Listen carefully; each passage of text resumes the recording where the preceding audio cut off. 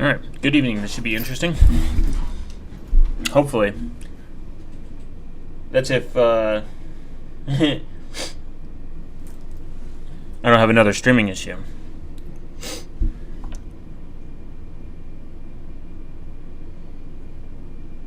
Just give me a minute, guys.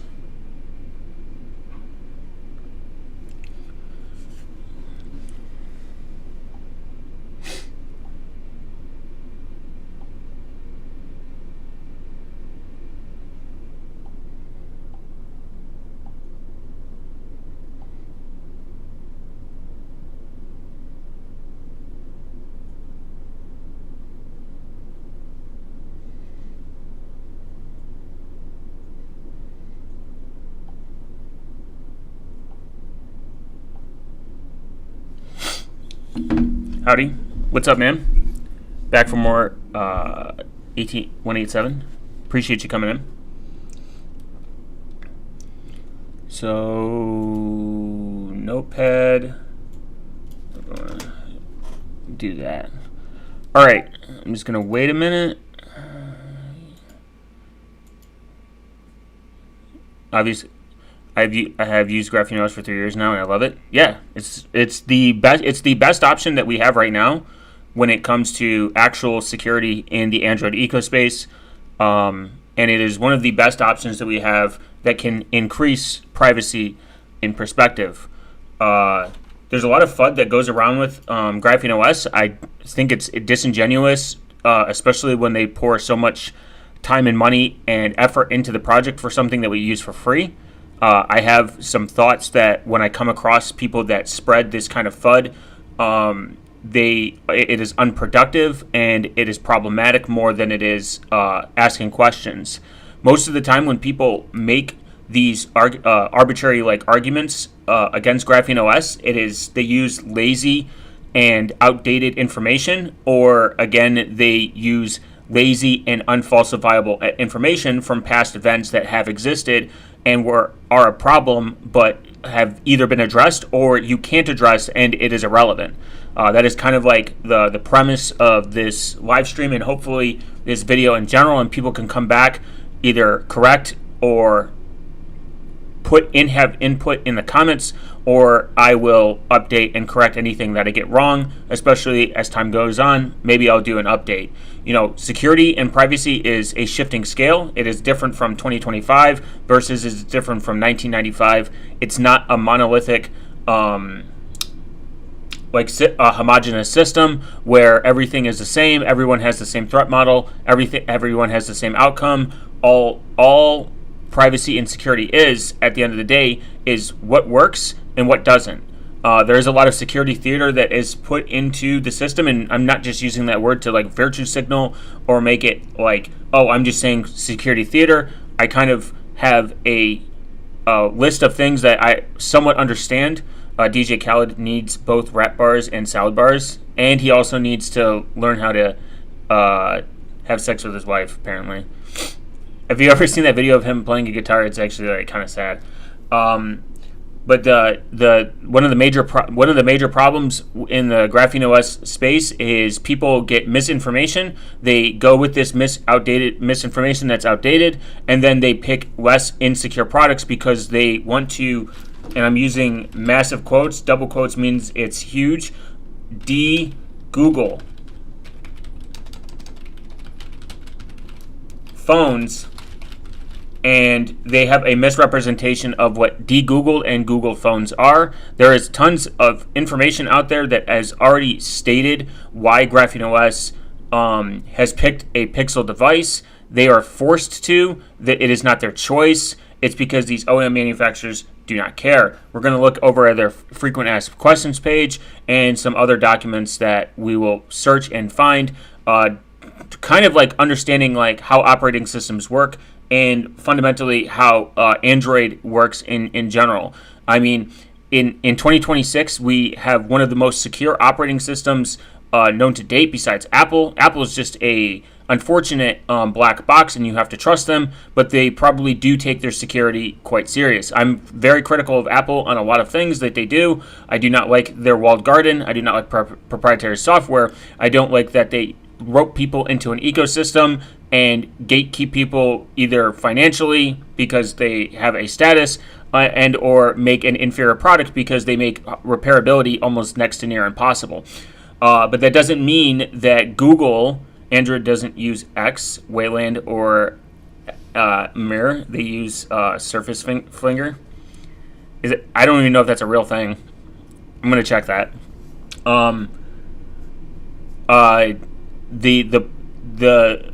The problem is with Apple. The good thing is Apple at the end of the day does care about its security, and it takes it into an account. I mean, are they the most secure option? No, of course not. No, there's no such thing as the most secure phone. There is no such thing as the most uncrackable, unhackable device. Everything has a vulnerability. Everything has a weakness.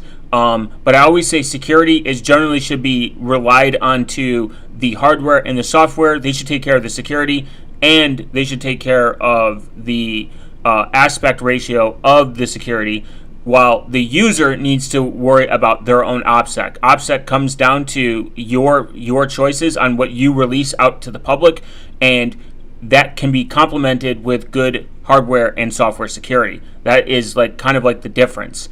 I think phone manufacturers and software vendors should be held accountable to the fact that they should be held accountable to a standard to make good, secure products, and should stop worrying about the fact that it has no ROI in a financial sense. But at the same time, with the user, at the end of the day, you have to take safety and security and your OPSEC into your own perspective. What you think is secure, what's up, Jay? What you think is secure and good for you might not be secure and good for someone else. I mean, someone just logging into Facebook, but they just don't want big tech to follow them. There are steps to do that. If somebody is hiding from the government, nothing will literally protect you. You are quite literally hiding from a unlimited financial entity. Remember, it's not what they need to read to catch you, it's the metadata that is used to catch you. Metadata is one of the most powerful tools. How you mitigate metadata is depending on your threat model and what you see fit. You could take tons of fake metadata and throw out into the universe, and that would probably suffice and be efficient, because if it's not real information, it doesn't really matter. But this is the fundamental problem with the privacy space: is everyone has an opinion. They use, again, not only outdated information, they use outdated opinionated information on untested, unverified practices. There are practices out there that have been tested and been verified, aka like using Signal. Yes, the phone number part is kind of cringe, but if the phone number has no relation to you and you've never used it anywhere, Signal doesn't know who you are, and the phone company doesn't know who you are, you're probably safe 99.99% of the time. But that's a more complicated, elongated issue on how cell phone networks are considered hostile, and you shouldn't trust them anyways. There is no cell phone carrier that is going to come to your rescue and save you or die on a sword, especially if you're doing illegal activities. This is why I think companies popping up like Frilly and SilentLink and PGP, which pretty good phone privacy, which disappeared, Cape, and then Cloak Wireless, and all these people that are trying to say that they are more private. You are now just transferring the trust to these companies, and these companies are in transferring the trust to the main companies. In the United States, you do not need to hand over your government ID to get prepaid service. You should just find a prepaid service that accepts cash or Monero and doesn't require you to leave your house if you can, and then you can have an anonymous phone number. There, I solved it for you. You don't have to trust another third party to handle your data or not comply with the law. All these other services seem good in good faith in terms of in good faith in terms of what they're trying to do, but I think they're just a snake oil salesman pitch. It's almost like you're waiting for me to pop onto line to start streaming. Yeah, dude, it's because you're Australian, and you're like 10 hours ahead of us. 12 hours ahead of us. But not everything in the United States it reflects everywhere in the world. Some countries require you to give their ID for a prepaid service. So if you can, the next step would be to find the most private way to obtain a phone number that allows you to connect to the internet and to other people privately as possible, not anonymously. I think these words are used way too interchangeable. Pignan Annoyed. Hey, what's going on? Appreciate it. Is Cake Wallet good? The app that's in the Crescent mode. Cake Wallet is good because it is a convenient app, and I think it has a strong foundation of people that care about privacy. But it is a hot and cold wallet, and because it is a hot and cold wallet, it's technically I would call it a hot wallet because it's always online. The problem is it's always online. If your phone gets compromised in the process and your keys or anything gets stolen, you just lost all your crypto. My general and always recommendation is to get a hardware wallet, especially for long-term storage. Hardware wallets have this amazing ability to be able to be very secure and offline and maintain cryptocurrencies. Core value is that you are your own bank. So you are now taking all the security aspect into your own hands. Is there a good hardware wallet out there? I can't recommend anyone besides the ones that are out there. The only one I would disrecommend is Ledger. Ledger is a pile of shit. I would never get a Ledger again. I've had one. They have had way too many problems with their data breaches. They're a shitty company, and I don't think they take security seriously. I have picked a hardware wallet based on my credential, like on my what's the word? I've picked a hardware wallet based on my criteria, and that criteria is that it's open source and that it entails that they are going to be around for a long time because they are open source. This company has already went under once. Somebody forked it, created their own, and continued the process. It's that simple. So it ensures that someone cared enough about the project and they moved on and continued to make hardware wallets. I think that they are worth the money in the long term for long-term cold storage. Speaking of Australia or the other country that does this, needing your ID to access the internet service is retarded and corrupt and tyrannical. Yeah, I do think that requiring an ID to access the free information that you already pay for on the internet is a problem. I think that is a tyrannical thing to do. The government is not a babysitter. It does not need to sit there and baby you to get in and out of the internet. I think people should just have access to the internet. They are paying for it. It is not a service that is required to be monitored, in my opinion, besides for maybe very illegal activities that I think the majority of most people disagree. Hey, Code, thanks for popping in. I appreciate it. Bin Bash Balls. Yeah, as you know, I don't use Bash. I use OMIZASH. So rewrite that. Thank you for the donation. Appreciate it. I had an issue with Proton VPN and KDE Linux. I got exposed 3 times in a month. Changed to Mulvad. Haven't had any more issues. The fucked up government is not our parents. Yeah, it is not our parents. I agree with that. So to answer your question, though, Jay, Cake Wallet is about as good as the security of your device. If you're running Cake Wallet, it should be on GrapheneOS, but in my opinion, not large amounts, because then you are still entrusting that that nothing can get compromised. A hardware wallet almost ensures that is the best option because it's air-gapped. Air-gapped system, it has its advantages and disadvantages. The disadvantages. Much love to Mulvad, for real. The disadvantage is you can't look at your seeds, your crypto constantly every 5 minutes and spend it whenever the fuck you want. But you can just transfer it to a hot wallet like Cake Wallet and then spend it and then move on. I mean, that's generally what I do. I have a cold wallet. I transfer that to my hot wallet, and then I take that stuff and then I transfer that to whatever services I need to purchase on. That's how I live off of Monero in a sense, but that's like the general consensus. I'm going to grab some water real quick, and then we will get into the whole demystifying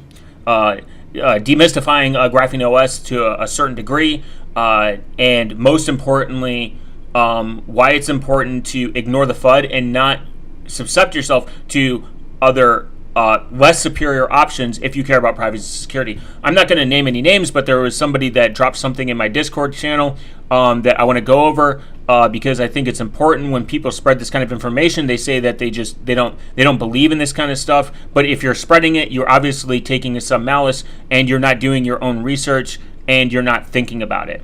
In my opinion, I don't ban people for having bad opinions in my server. To be completely honest, I think that doesn't help with the discussion. I also don't think that it is productive to think. I don't think it's productive to think like this, but I also don't think it's productive. In my opinion, I don't think it's productive to tell people to get out and never, never call them out. If that makes sense. I think open discussion is important. I think it create. Hey man, quick question. I got a Hitman app and ran out of the proton after closing the game. I saw through. I don't know, actually. That's kind of weird. I've played Hitman too, so I did get Hitman working on my system one time.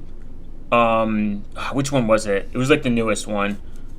But I've never seen 43 gigs of cached on RAM. That's unless the game didn't properly close. But you got to remember, a lot of these need to make a tutorial on a hardware wallet. Yeah, I could do that. It's a little bit difficult because then I would have to. I mean, I can do it.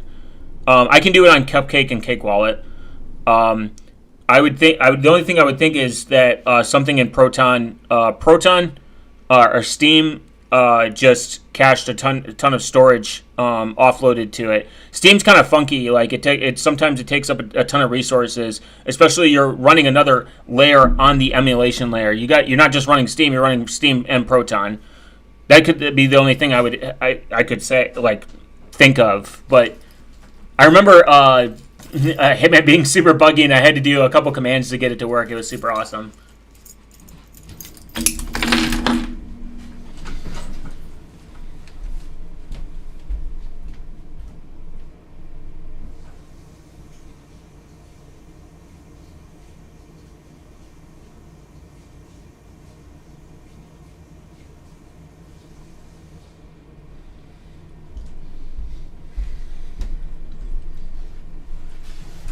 Okay. All right. Again, this isn't to call anyone out. We're going to go over this, and then... Man, I should just use my Joplin notes. I have a Joplin server set up now, so I won't have to do this much anymore, but this is going to be perspective.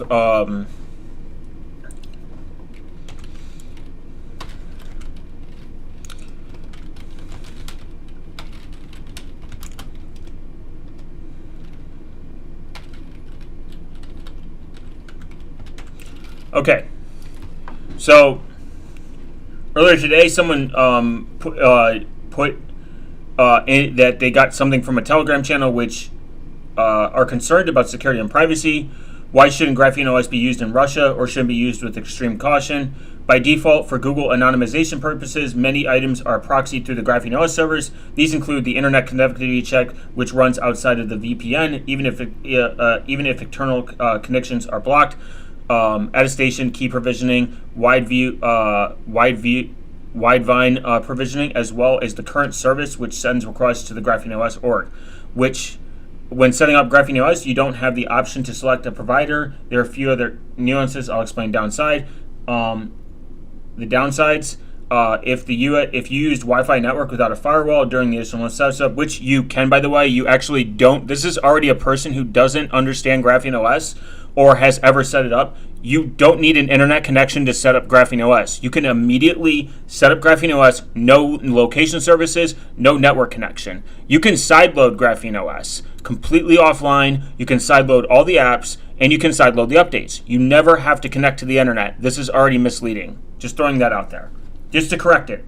So either they have never installed GrapheneOS and they're spreading misinformation because they are retarded, or they have installed GrapheneOS and never thought about the setup process right off rip. During the initial setup, the settings were proxied through GrapheneOS servers, meaning that you definitely access them, at least to check for internet access. Yeah, they explain in the FAQ what GrapheneOS keeps and holds, by the way. Just throwing that out there. They tell you what they keep and hold, and I think it's only like several days, which is for really probably reporting. This is quite common in any active development of any software.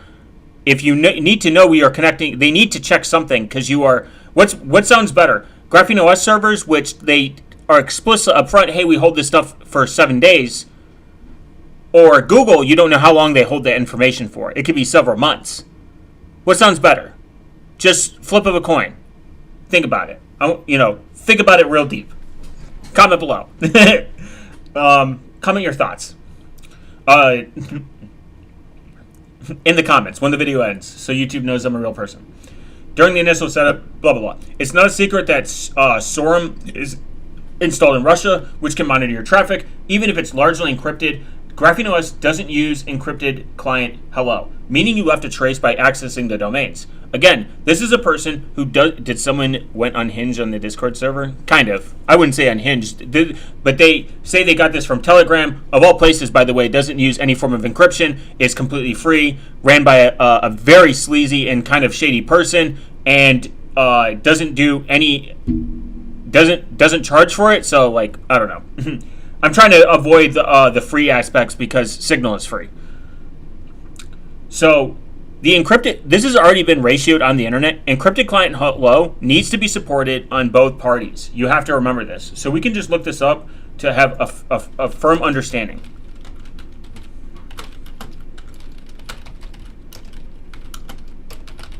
And if your argument is in perspective, if your argument is, hey, I'm hiding from the government, why the fuck would you use anything? Why would you even get online? Why would you use a phone? Why would you? Your options should be Tails and stay away from cell phones. They are one of the most easy traced devices on the planet. It is not that they can be traced when they're offline. They're just an easy traceable device. There's too many mistakes you can make on your phone that would leak any form of metadata that would triangulate you down. It's not just, guys, he's beering and touring. I wish I was beering right now. I can't beer.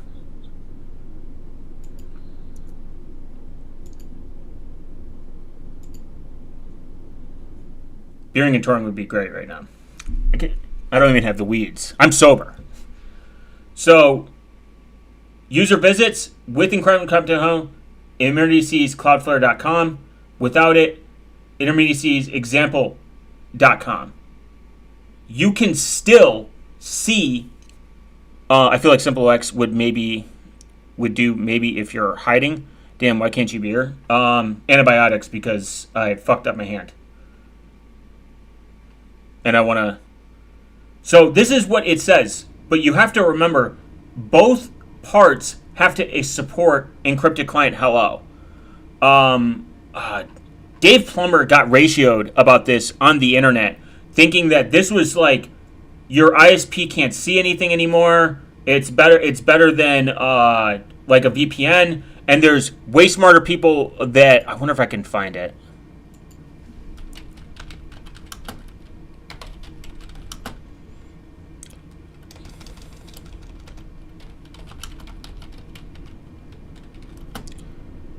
David Plummer. I'm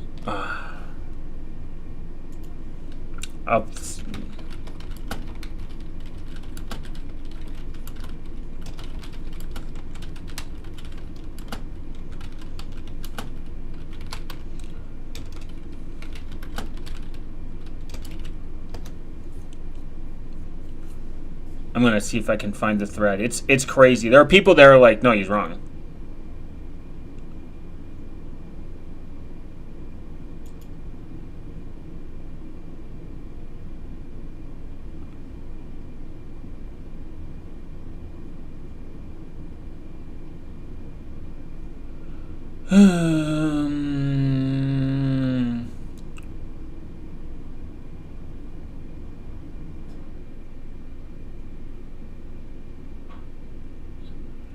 ECH is available for tools for boosting your online privacy and security. It's encrypted your initial website connections. Nonetheless, it's important not too many websites won't support ECH right away, which means connections to those sites won't benefit from adding additional privacy that offers. To stay protected, ensure Firefox browser stays up to date, receiving the latest security enhancements.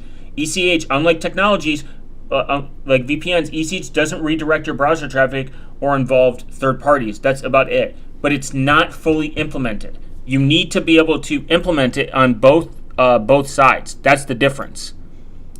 I'm in the weeds. Mr. Robot TV show did Tails right in the show. Yeah, damn. That's the point. It will. So it's even from them directly.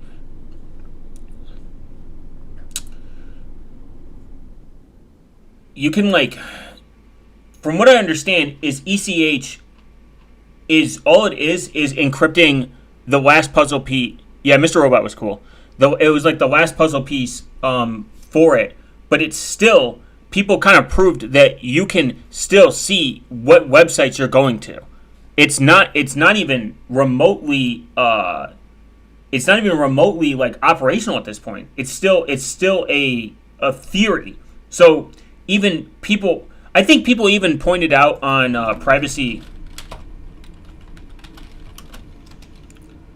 tools, ECH. I think privacy guide.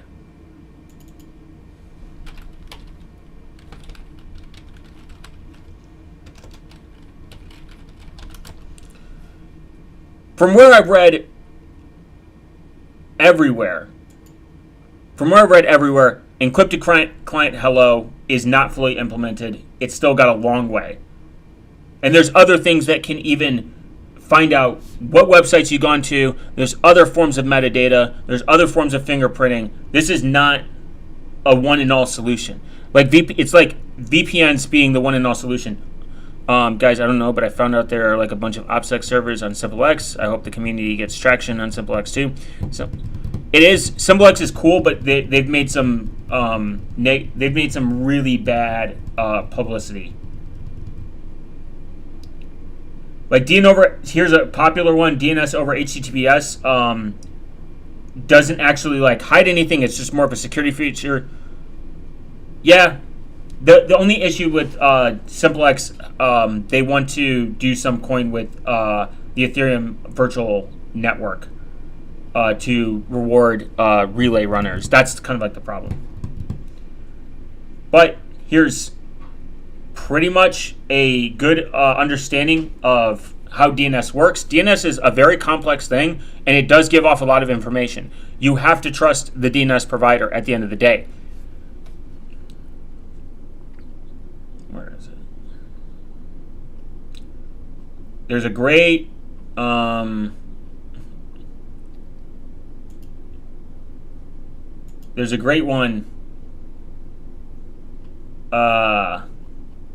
No, it's like, do you need DNS over? And they're like, it's like pretty much came to the end of either use Tor or VPN. I've been using ECH while checking domains. I visited Portmaster, and there was only one site that hasn't adopted it. Admittedly, I'm not an avid browser, so I tend to stick with fewer same sites. Internet today, I tried searching on a few topics I had in my mind, and I was pleasantly surprised how many sites worked for it.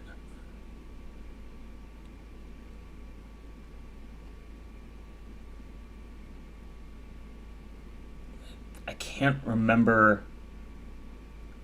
There's a really good chart of pretty much on how ineffective it actually is. And essentially it doesn't, in the long term, it doesn't do anything, and it doesn't replace a VPN. That's from what I understand. It's cool. It's awesome. I don't think that it's something that people should just throw away and not use, but it's a weird thing to grasp on. The chart was do you need DNS over HTTPS? No. Do you care about it's really worried about your domain getting hijacked. But I don't even know to be honest, I don't even know how encrypted client hello is even being used now. But it still needs to be done on both sides of the browser and the website. This is how it's kind of done. Client hello, server hello, begins handshake, encrypted sensitive extension, APLN certification finish, no encryption, encrypted under traffic key handshake, encrypted under application key traffic, and then they explain it. And it's cool, and I think that it's going to have a place in it, but I think people are overestimating what it can and cannot do. Just throwing that out there. I think it's such a insane thing to even bring up, in my opinion. And again, if you're in a country that does this, they are probably collecting massive amounts of more information. Massive amounts of more information.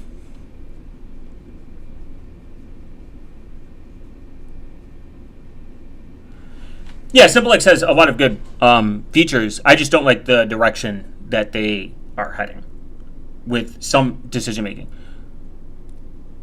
Is there a DNS system to look once and then any other lookup will be saved to reduce visit? Yeah, you would run your own DNS server, which again is not a privacy benefit. It's a security benefit because you can use an authoritative DNS server like Titanium, or you can use Pi-hole, where you save all the websites you go to cached, and then instead of you going to like Cloudflare or Google or Quad9, you go directly to the authoritative DNS name servers. You're like, hey, where is Facebook.com? You'll search it once, cache it, and then it'll actually speed up your loading sites. This is like the benefit of running your own DNS server.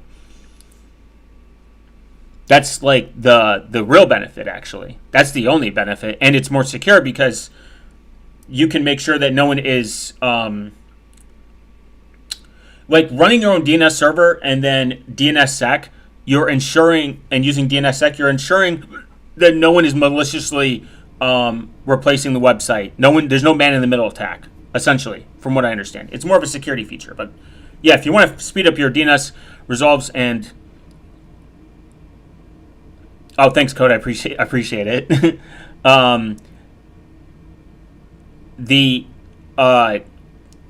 There is so the thing about DNS is it's a very powerful tool that can leak a lot of information. But if you have good OPSEC, it doesn't really matter. Like if you run everything through Tor, everything in your browser gets wiped. If you have good habits of not storing cookies and you have good options, it's harder to correlate when all this information is being misguided. So would it be good for the average person for encrypted client hello to be open tomorrow? And if it actually makes it difficult, if not impossible, to find out your ISP where your websites are going. But here's the thing. If this is ran by Cloudflare, you are now entrusting Cloudflare a lot, which I am not a fan of, because I think they already have enough power. I mean, they are one of the largest DNS providers. They're one of the largest domain holders. They're one of the largest people that do DDoS protection and CAPTCHAs. I mean, literally way too much. Do I think that is a good thing? Not really, because when Cloudflare goes out, half the internet goes out. So that is not a good thing for, I think, redundancy and reliability.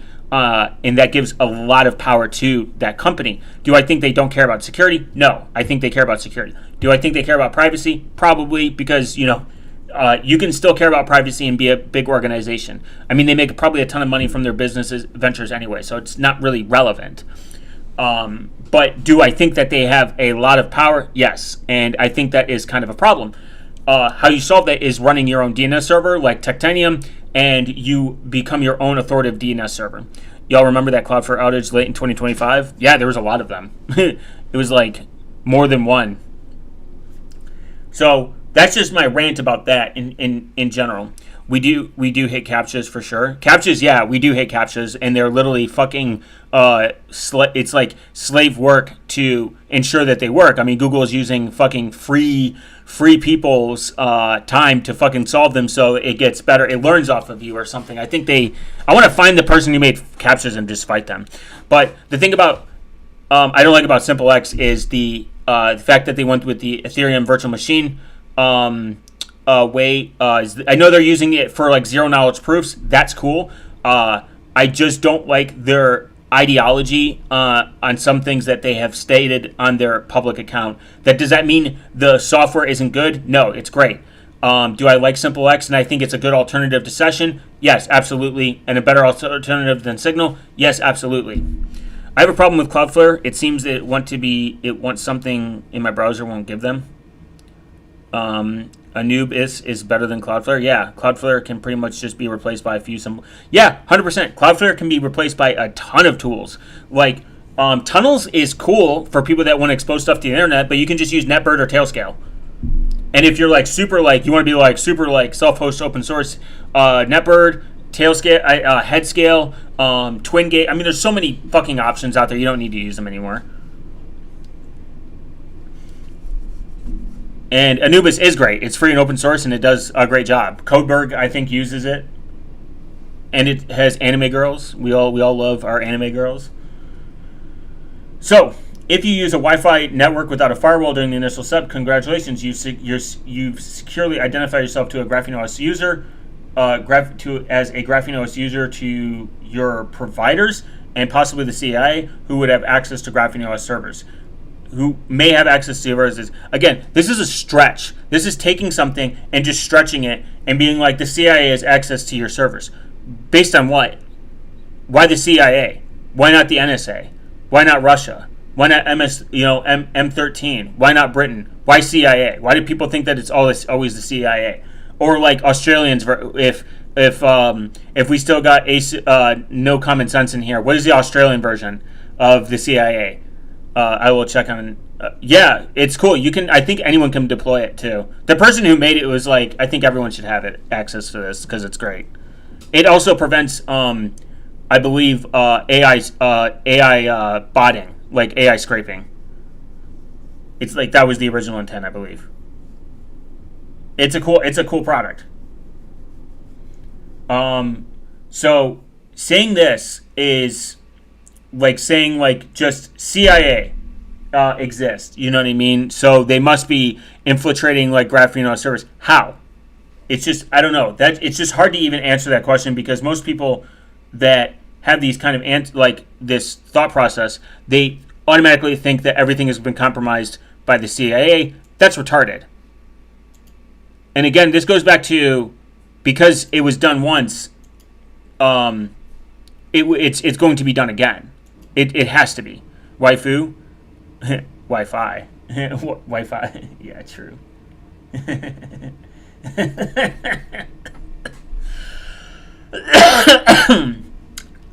Yeah, I think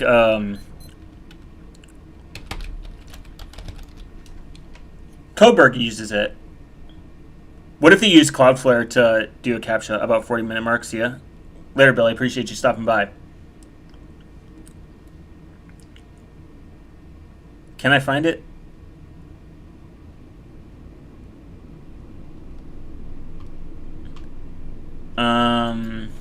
Anubis, Cloudflare.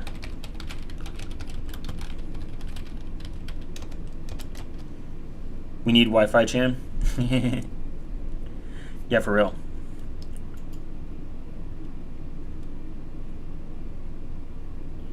Oh, here it is. No, Tor being so slow.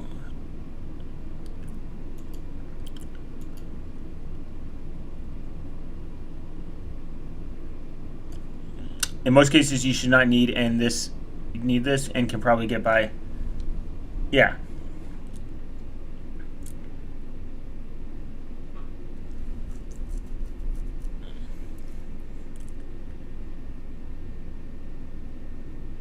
Everyone's like, cat girl?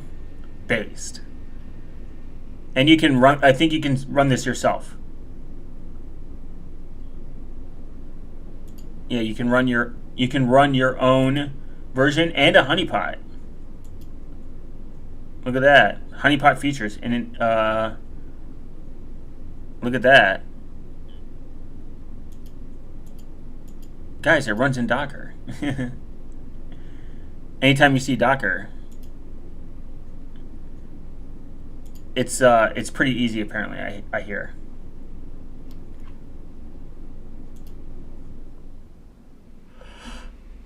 Yeah, for real cool.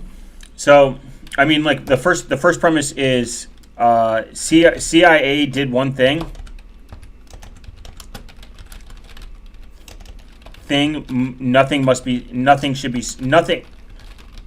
Nothing is secure, or a honeypot.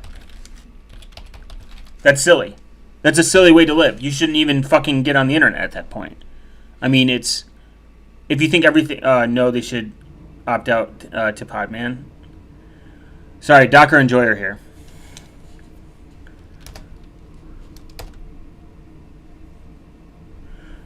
And I'm not saying trust the CIA. There's probably a lot of like malicious stuff out on the internet you shouldn't trust. Like most of the, if not all, of the probably drug markets there's Fed sitting there, or a lot of the hitman obviously, or like the red room, quote unquote red rooms. They are obviously like those are federal honeypots or scams. They're generally probably scams. But of course, feds use Tor and are on the darknet. They're normal people too. Like they're people, and they're probably doing operations on there to catch bad people at some point. There's probably some good outcome that comes out of some of these operations where they take down unspeakable crimes that we are all probably, hopefully, against. Podman versus Docker, for real. Docker Enjoyer here, Podman hater, just because it has the word pod and man in it. See, I did a thing. I think confusing another problem. I guess like the issues that come up / fallacies.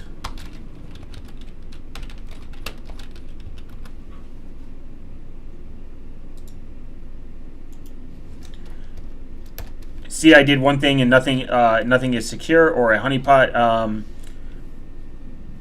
I would say that people look for minute, look for tiny, I would say insignificant. I think they're looking at the wrong problem and being like, can't trust it.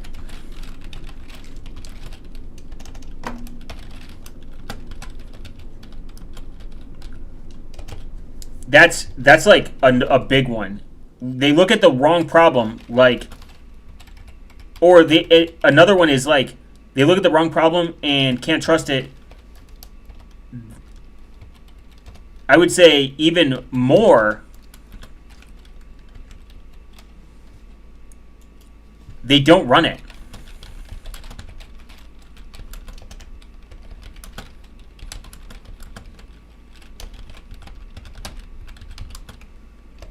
Because if whoever made this statement, if they would have set up GrapheneOS, a big chunk of their argument would just not even exist. It wouldn't even fall apart. It would fall apart.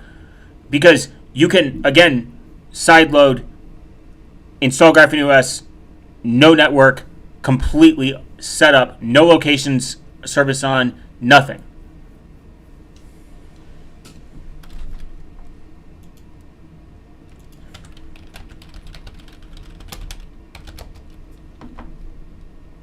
You don't need it.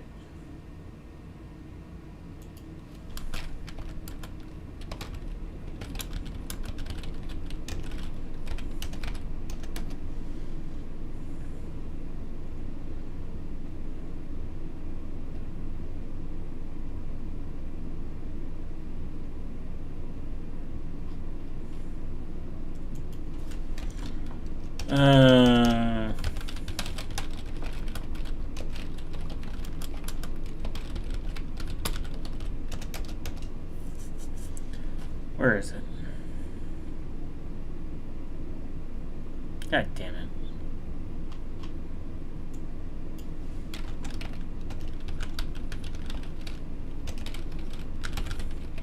That's why I hate searching the internet.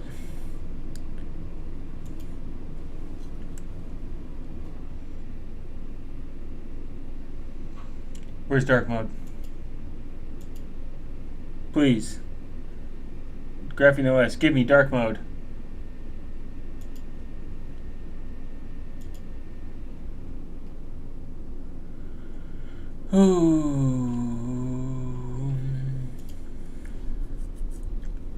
So we're going to look at some options.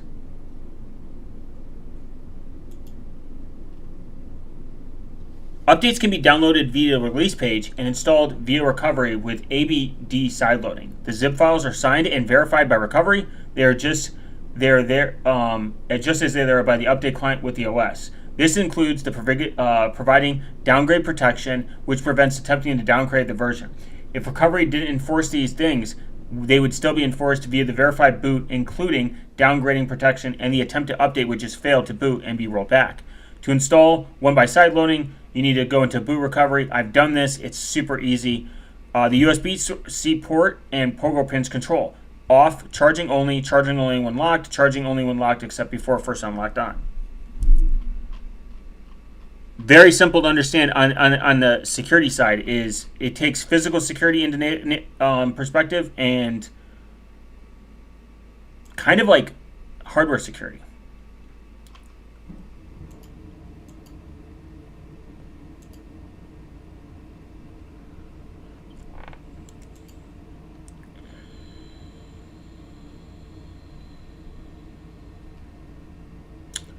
Where do they have? So GrapheneOS has a compatibility layer providing these options to install the official release of Google Play in the standard Sandbox Play. Google Play receives absolutely no special access or privilege on GrapheneOS, as opposed to bypassing the app sandboxing and receiving a massive amount of highly privileged access. Instead, the compatibility layer teaches it how to work with the full app sandbox. It also isn't used in the backend for the OS service, as it would be elsewhere, since GrapheneOS doesn't use Google Play even when it's installed. So Google Play's services isn't even installed with GrapheneOS. It is truly the fastest way you can get to a de-Googled phone. This is the misunderstanding that a lot of people get because they pick a Pixel device.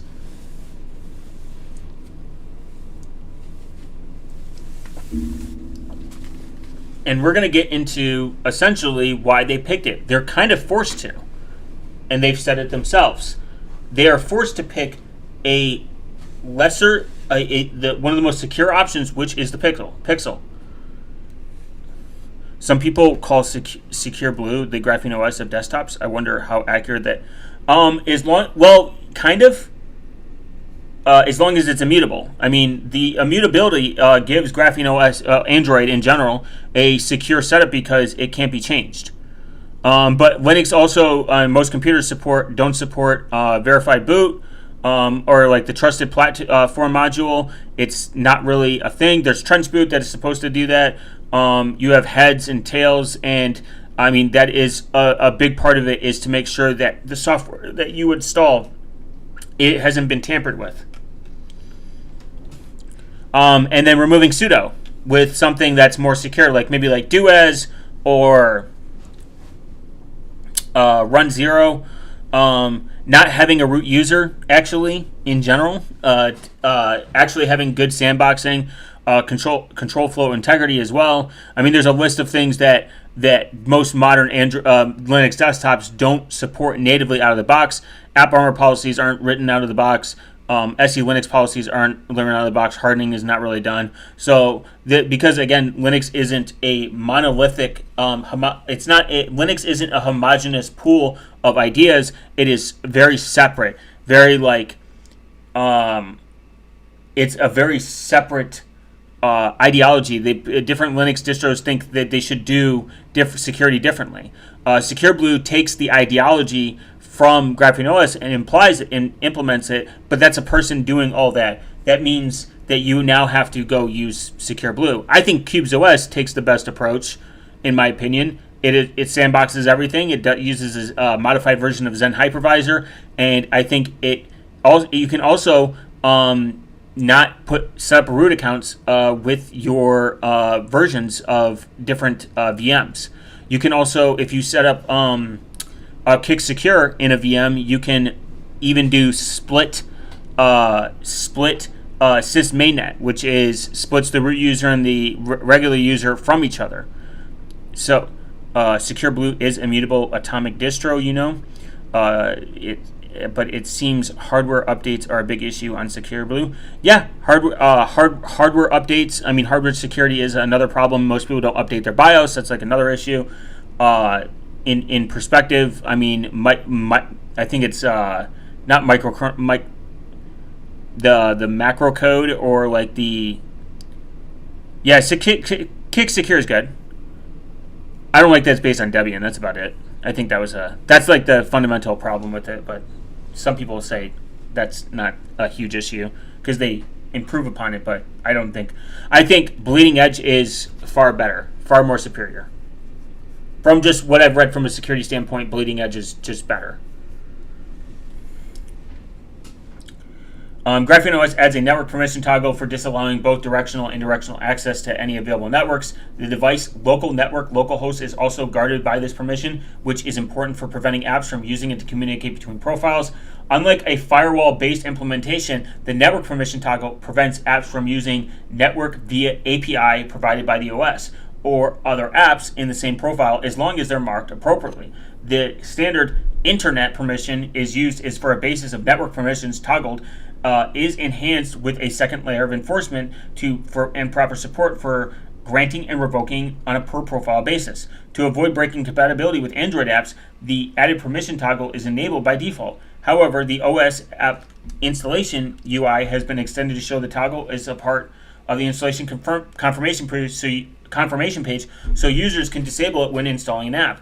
When a network permission is disabled, GrapheneOS pretends the network is down. It shows the network as down as various APIs, return errors showing a network connectivity issue rather than revoking permission, and avoids running scheduled jobs depending on the network. The results in apps handling itself as if the network is down rather than crashing or showing errors from trying to use the network and being unable to use it. That is the point. You are not only allowed granular more control on what apps can and cannot connect to the internet, it treats it as if the internet does not exist. I think Tumbleweed is pretty underrated on how good security it is. Even Zyperman, I think, is the best package manager in my humble opinion, at least. OpenSUSE is got a pretty good track record for caring about how security is implemented. Linux in general is not as secure as the other options with desktop operating systems. That's the problem. This is the fundamental issue. People are like, oh, this is the most secure one. This is the most secure one. Most of them probably aren't at the end of the day, because you have to make sure that it's implemented properly across everything. Again, not everyone treats their Linux distro the same. It's not monolithic. It's not, or homogeneous. It's not the same. It's not a giant pool of people thinking the same. Windows or Mac, its security policies and everything is kind of just implemented, and everything is like really just update, blah blah blah. And they have a lot more control on like what users can and cannot do. That's the difference. Linux, I can just download it and run whatever I want. I can break the security if I want. I think at the end of the day, it's users' choice, and they're allowed to do what they want as they will. That's just the reality of it. I believe in a philosophy of free and open source and choice, user choice. If people want to run insecure software, that's fine. That's their choice. But I think acknowledging what is secure and what is insecure is a step forward. Like people that run rooted devices, or think rooting your device is this like magical thing to do, and it gives you so much more power. When like, what are you doing? Like, it's a phone. Like, what are you doing? That's like, it's like what access are you getting that is like that serious? Where you're like, I'm willing to downgrade the security of my device in order to. And I bet tons of people like this that root their phones and they think it's like super hacker edge. You're just reducing your security. That's all you are. And you get some maybe granular permissions that you're not supposed to do, but that's what makes Android secure. Is you're not supposed to change anything. It's immutable. It's the difference. That's why Android is secure.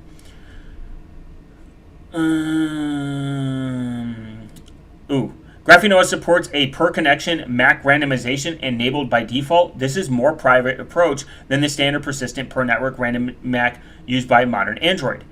When the per connection MAC randomization added by GrapheneOS is being used, DHCP client's state is flushed before reconnecting to a network to avoid revealing that it's likely the same device. GrapheneOS also applies fixes to serious flaws with the Linux kernel IPv6 privacy address implementation, which allowed using it for identifiers, not just for connections. See our guide for using a section on privacy for more general information.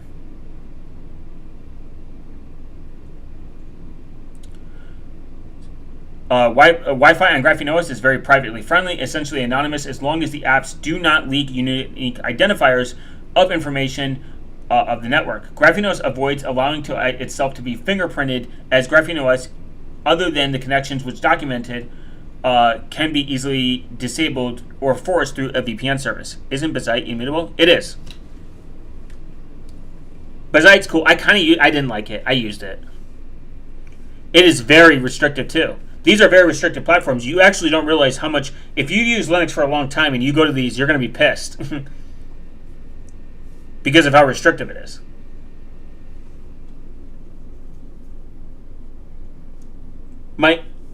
Always my argument has been a uneducated Linux user is far off worse than an uneducated Windows user. If you hand somebody that has no security in mind a Windows PC, they are probably, in a secure sense, far off better than a person that is uneducated or thinks they're educated on that uses Linux, because of how the lacks of permissions that exist. And Linux gets tons of viruses and vulnerabilities. Is Bazite as good as they say it's for games, though? Not really. You can game on anything. I'm on Void Linux, and I game fine. I'm on Void Linux, which is like not meant. No one said like Void Linux is used for gaming. Proton is so good that it doesn't matter what you use now.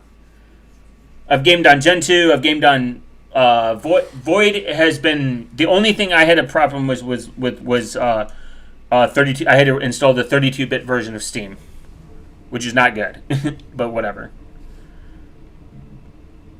So scanning, you can disable scanning associated with access points. So just to address some of these points. Back to dark mode.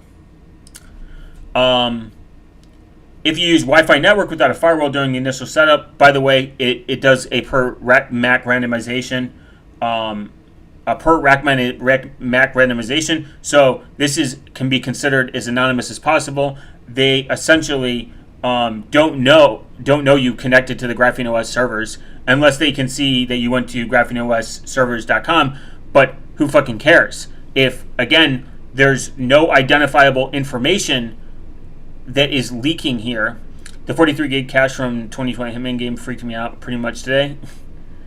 It shouldn't. It might be just a bug. If you're like super games are just not inherently private. They install a ton of privacy invasive tooling, so it's not. If it makes you feel better, gaming's generally not a private thing anymore, unless it's all local and it's from like 2004. If you connect to the internet and say under this hypothetical scenario, they know you went to GrapheneOS. They just know that this random MAC address went to GrapheneOS. Just use a coffee shop that doesn't matter. Just use a coffee shop, or use a coffee shop that's next to a coffee shop. Like, not inherently, it feels like a C memory leak. It very well could be. I mean, games have not always the best statement for privacy or security in general. I mean, look at Ubisoft. They just had a massive oopsie daisy.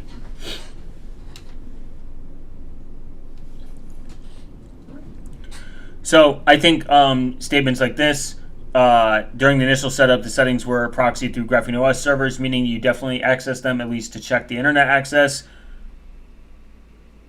Silly. And I'll finally write about how to get the time in this operating system. As I already mentioned, GrapheneOS uses the time grapheneos.org domain. This simply implies doesn't have a way to change the domain to something from the ASCP. You can only disable it. As you can imagine, this could cause problems with 2FA Actually, you can disable the time synchronization thing. But yeah, you're just going to run into 2FA issues, which is retarded. You can disable and manually set the time. DRM kernel level, no thanks. Yeah, for real. That's why I don't use. I can't. I would never play League of Legends because they ask for way too much. They go way too deep. Some of the major games I just refuse to play. Like anything with Vanguard or anything with where it needs kernel level access to know that you're running their software. No, thank you. It's a game, brother. Find a different. I think even other developers have called this out and said like, "There's no way this is needed." If you have a cheating problem in your game still, then just fucking let it go, in my opinion, and move on. Even if you can run GrapheneOS, I think maybe in the future I'll do a video like probably on like how to set up GrapheneOS as privately as possible. But they're not stating that you need to be anonymous, so they're not. I mean, all networks are just hostile. They don't run it themselves. Another one is I would say people use outdated information.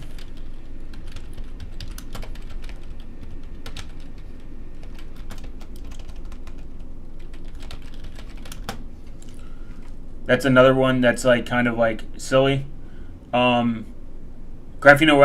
this is probably the one that like made me like irate. Kernel level anti-cheat feels very invasive. It is invasive. It doesn't have to feel that way. Rent servers from popular hosting providers. Not only can this hosting provider, at the request of the CIA or other agencies, store IP address histories, there's no guarantee that the servers don't have request logs that they transmit to users they face. That is literally the dumbest thing ever. No shit. You don't know. Don't connect to the servers anymore. GrapheneOS, I think, states how long they keep.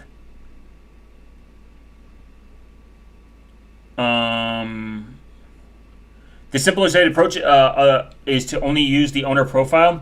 Apps installed the owner profile are sandboxed the same way as everywhere else and don't receive any special access. If you choose which apps use the Google Play rather than making it available to all of them, install it in a separate user work profile for apps. To install Sandbox Google Play, our App Store, select Google Play service, install it. This one installed it, blah, blah, blah, no configuration.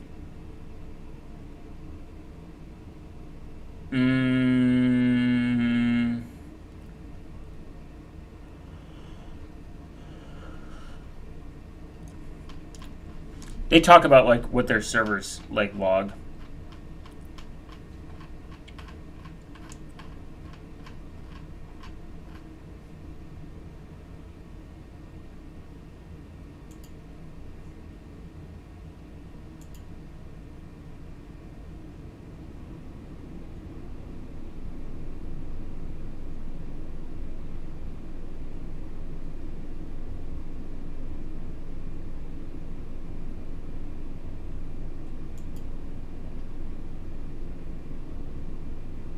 As of Android 10, apps cannot obtain permission to access non-restrictive hardware identifiers such as the serial number, MAC address, IMEIS, IMEID, SIM card serial number, subscriber IDs. Only privileged apps, including the base system whitelisted, can access these hardware identifiers. Apps targeting Android 10 will receive a security exception, and older apps will receive empty value. I used to do the work profile sandboxing thing to use an app called Islands where you could freeze the background activities in your Android. Well, the cool thing is, in addition to not having a way to identify hardware, apps cannot directly identify the installation of the OS on the hardware. Apps only have small portions of the OS configuration exposed to them, and there is not much device owners to change, which could identify the installation. Apps can detect that they're being run on GrapheneOS via the privacy and security features, placing further restrictions on them and hardening them against user exploitation. Apps can identify their own Apple installation via the app data and can directly, until that's removed, or indirectly identify a profile. Profiles should be used when separate identities are desired. Profiles can be used as a temporary ephemeral identities by creating them for specific needs, then deleting them. The rest of the answers are only provided more technical details, so you can stop reading here if you only want to overview actionable advice. I use profiles as identities not inherently tied to each other. What? Where is it? How private is Wi-Fi? What kind of connections do the OS build-ups make by default? I mean, where is it? What additional connections can the OS make the non-default configuration? No. Here we go. GrapheneOS services follow the EFF's privacy-friendly do not track policy. For all users, our publicly available services do not just those opting out of tracking via do not track. Our policy is the same with do not track users, redefined as users to cover any users as the standard privacy policies across all public services.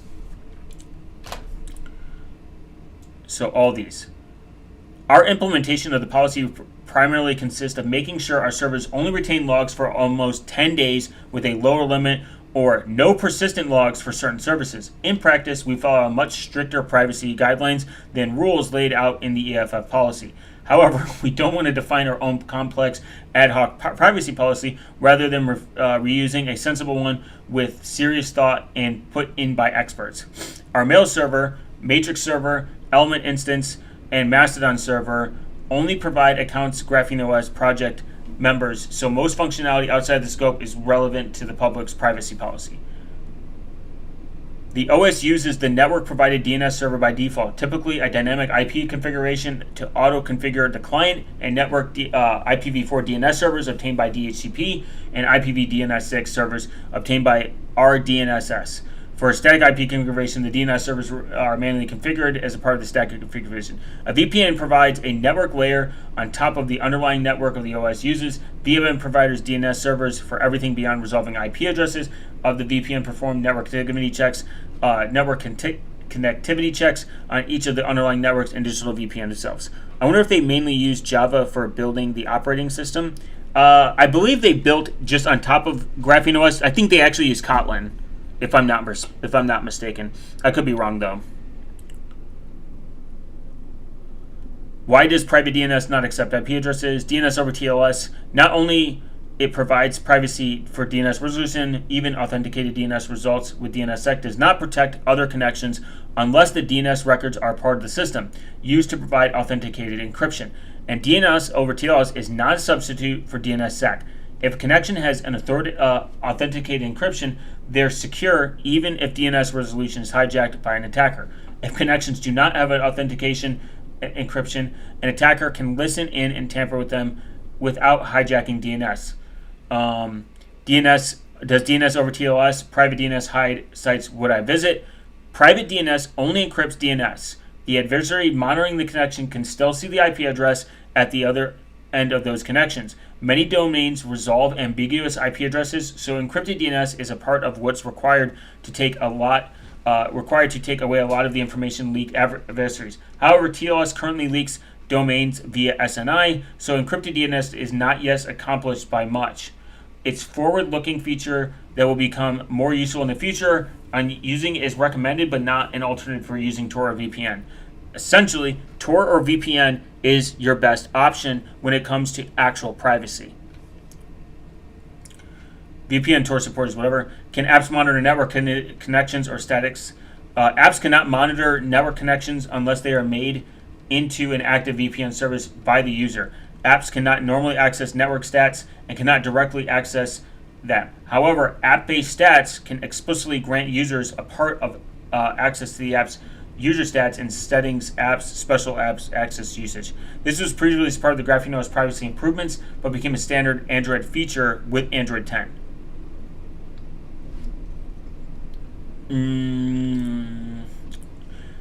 Is the base station isolated? Yes. Is the baseband isolated? The baseband is isolated on the of all officially supported devices.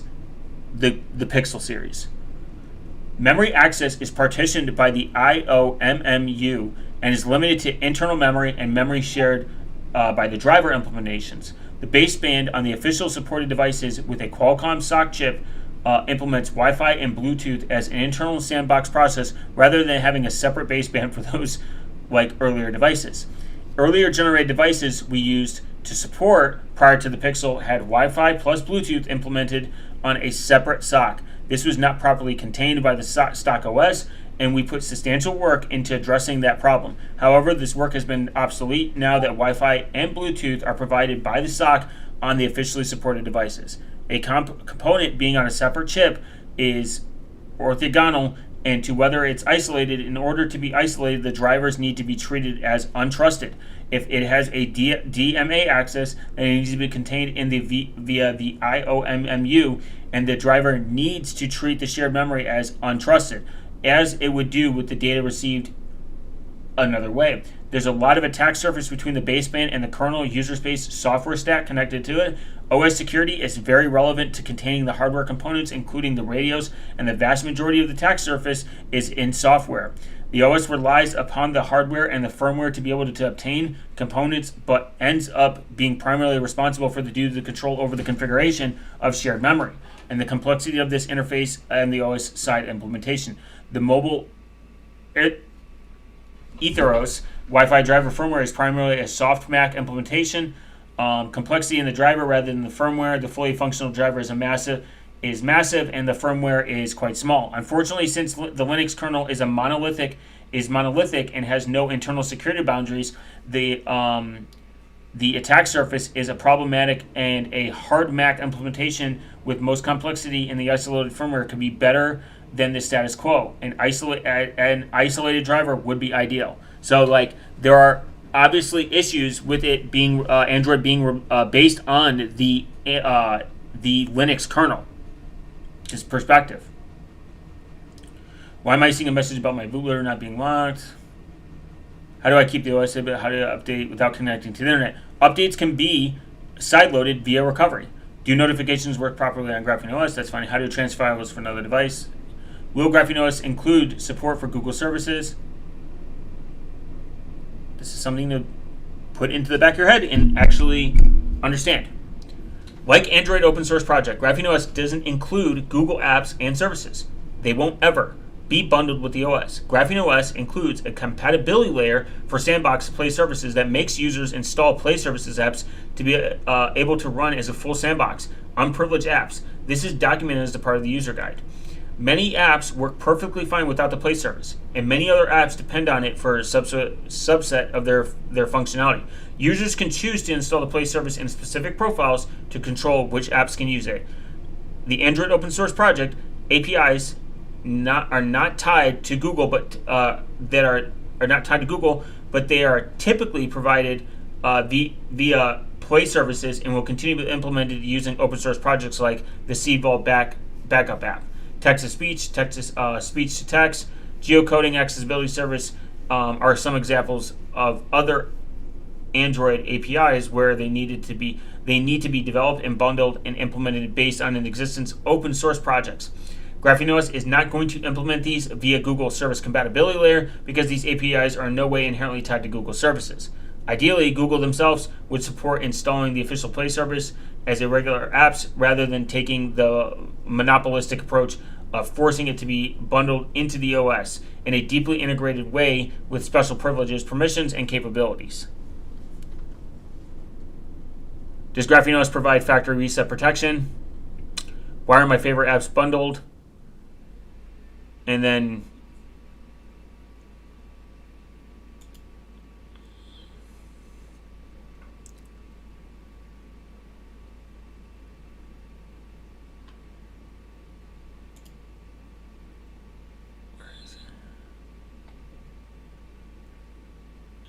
you need a computer, you install it, flash it, connect to the device, unlock the bootloader, verifying the installation, and you can even go back to stock Android. It's super easy to install.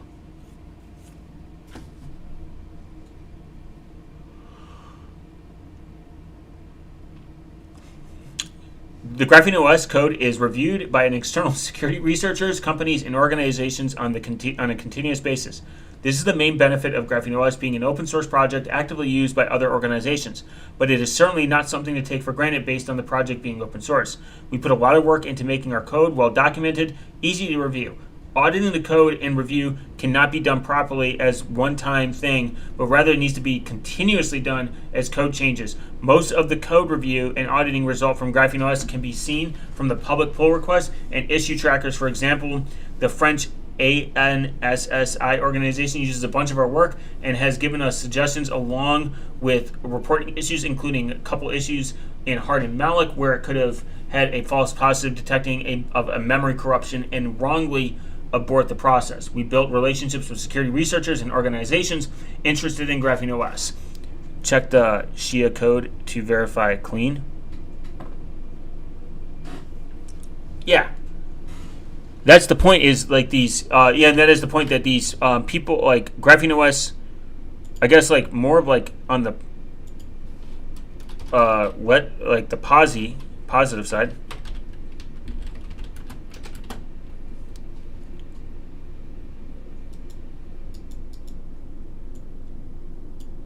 Is it's open source, audited, and does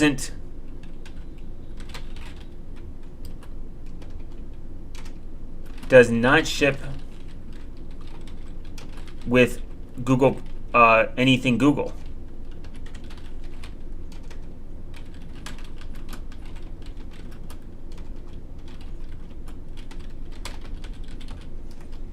No play services, essentially.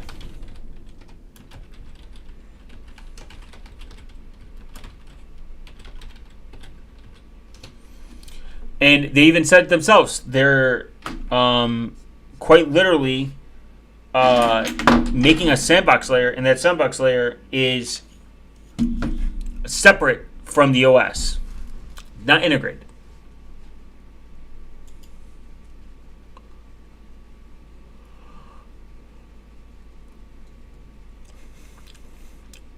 They're a nonprofit open source project.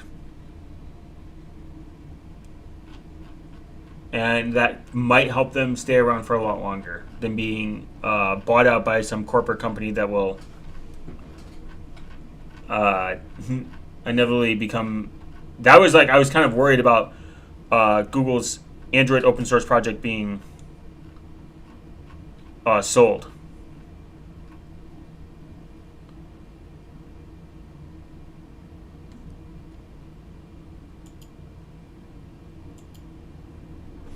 I would even say that people, again, are skeptical of the Pixel series. Devices sold in partnership with specific carriers may be locked.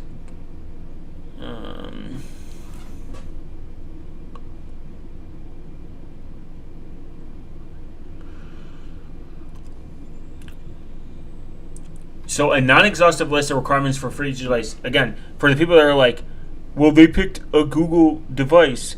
Here's all you have to meet. Supporting for using an alternative operating system, including full hardware security functionality. Complete monthly Android security bulletin patches without any regular delays longer than a week for a device support code, firmware drivers, and HALs. At least 5 years of updates from launch for a device support code with phones. Pixels now have 7 and 7 years with tablets. Device support with upcode. Update to monthly, quarterly, and yearly release of the Android open source project with several months to provide new security improvements. Pixels receive these in the month they're released. Linux 6.1, 6.6, and 6.12 generic curl image GKI support. Hardware accelerated virtualization, usable by GrapheneOS, ideally PKVM to match Pixels, but another usable implementation may be accepted. Hardware memory tagging, ARM, MTE, or equivalent. Hardware-based coarse-grained control flow integrity, CFI. This is something, can people use banking apps on Graphene? I'm just curious. They can. Yeah, I've used banking apps before. You have to do some modification, like you have to click one button off to get them to kind of work. But it depends on your banking app, honestly. Just FYI. It's definitely, yeah. Baseline coverage with type CFIs isn't used or can't be deployed. PXN, SMEP or equivalent, PAN, SMAP or equivalent.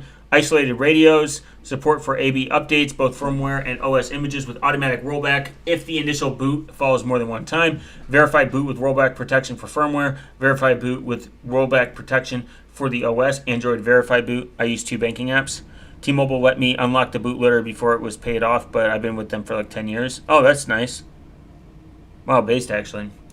You don't ever hear that too. I would say your best option is just buy the phone from, straight from Google or, in general, but if you have to do what you got to do what you got to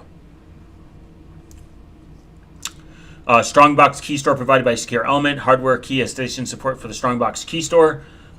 Weaver disk encryption and key duration throttle provided by Secure Element. What bank do you use and what is your password? Initial disk encryption acceleration with wrap key support. 64-bit only device support code. No 32-bit support, honestly. Wi-Fi anonymous support, including MAC address randomization, probe sequence number randomizer, and no other leak identifiers. So for anyone that's concerned that you are going to connect to Wi-Fi, it's going to identify you. There's a lot of hidden identifications that are implemented in the Wi-Fi in general. So it's really it's a non-issue. Support for disabling USB data, also USB as a whole, as a hardware level in the USB controller, reset attack mitigations for firmware-based boot modes such as fast boot mode, zeroing memory left over for the OS, and delaying opening up attack surface such as USB functionality until that it's complete. Debugging features such as JTAG or serial debugging must be inaccessible while the device is locked. In order to support a device, the appropriate resources also need to be available and dedicated towards it. Release for each support device needs to be robust and stable, with standard functionality working properly and testing for each release. The expectation for people to buy a secure device meeting our requirements to run GrapheneOS. Broad device support would imply mainly supporting very bad secure devices unable to support our features. It would also take a substantial amount of resources away from our work, privacy, and security, especially since a lot of closely tied to the hardware such as the USB port control and fixing or working around memory corruption bugs uncovered by our features. We plan to partner with OEMs that have devices produced meeting all our requirements, providing additional privacy and security features beyond them, and ideally shipping them with GrapheneOS rather than massively lowering our standards. Agreed.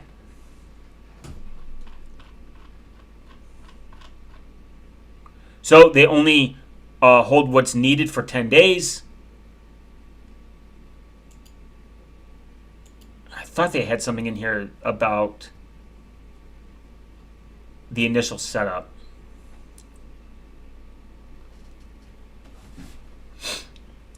Maybe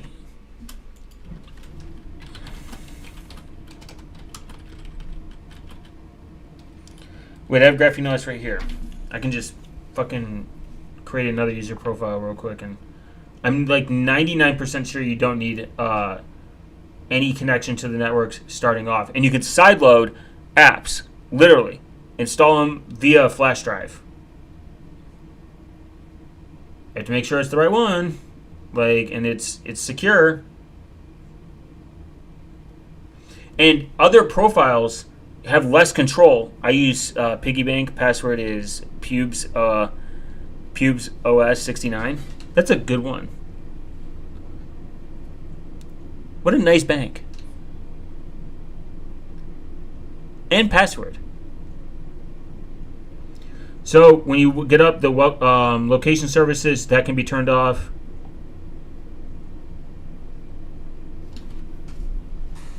I'll even remove my SIM card.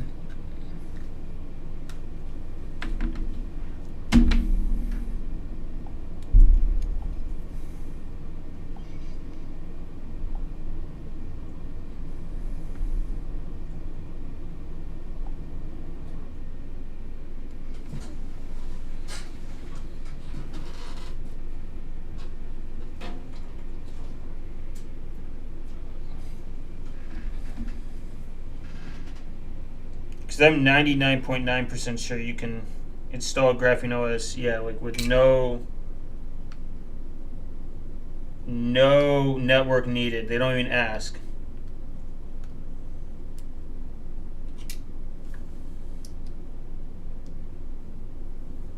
That's what makes GrapheneOS based, and you can do it with no network connection, no location turned on.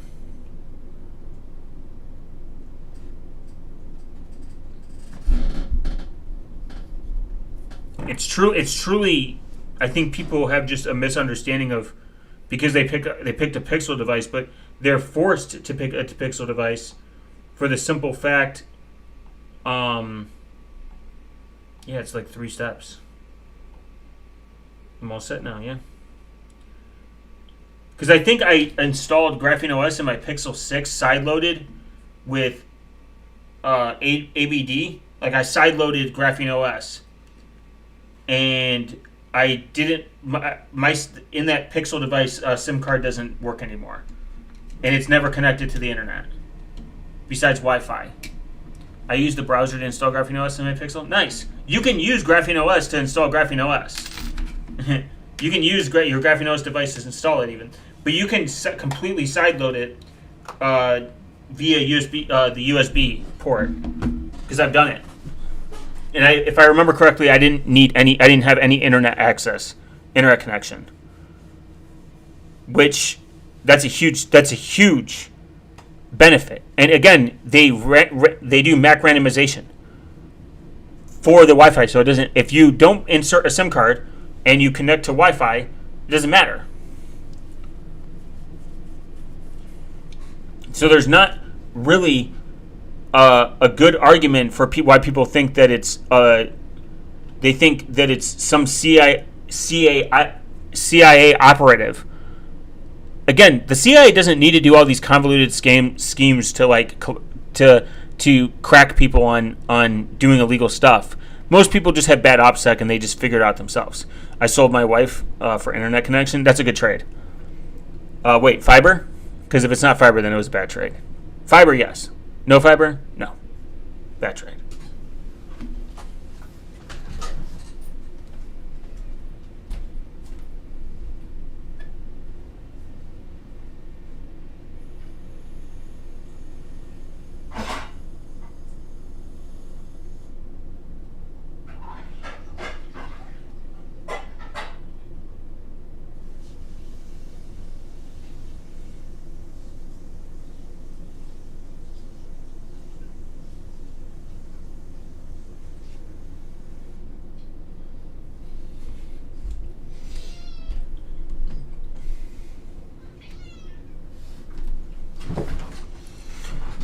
Two 4 gigahertz. Awesome. I would love to see an install video of you if you get a chance. Yeah, that'd be cool. I'll probably do it. I have some stuff running in my head.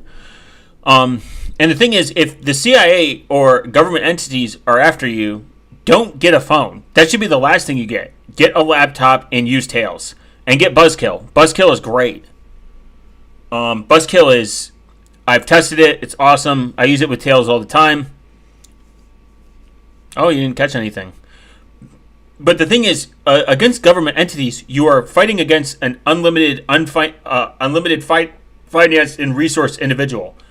Anyone with unlimited money and financing, unlimited money and resources, can fucking crack and take down anyone. You're not immutable. I could figure out your voice and scramble it and run it through like a million databases and just sit there and just wait till it fucking... I have time. You can make only one mistake while they can make a million. I mean, it's the meme. But in real life, that's why it's, like I said, it's unproductive. When people are in like Discord chat rooms or like Telegram chat rooms and they're like, guys, I think I need to, I don't think I should use this. You guys don't know, I sold my wife for internet connection, Counter-Strike, a voice message on YouTube. It is like the funny...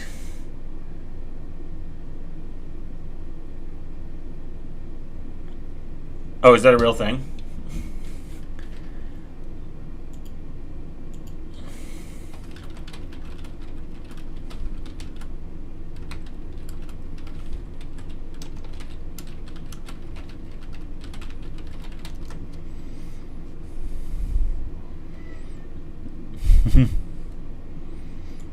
Oh, this is a real thing.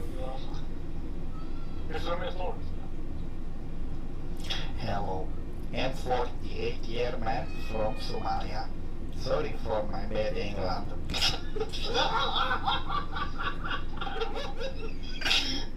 I sold my wife for internet connection.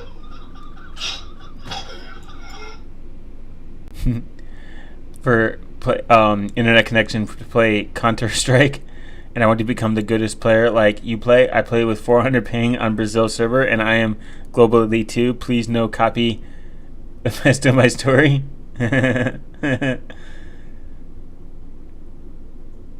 Dude probably owns a daycare and is a millionaire. Oh, this is like 4 years old. Why are people commenting on this now? That's an interesting... Maybe it's because something...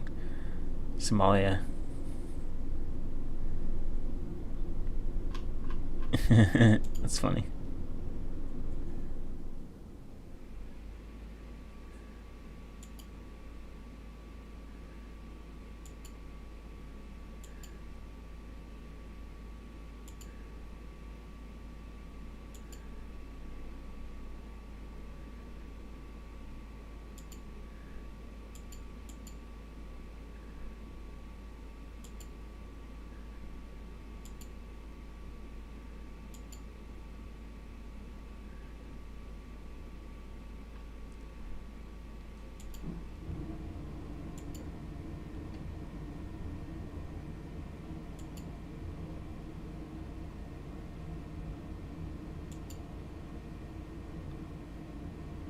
Huh.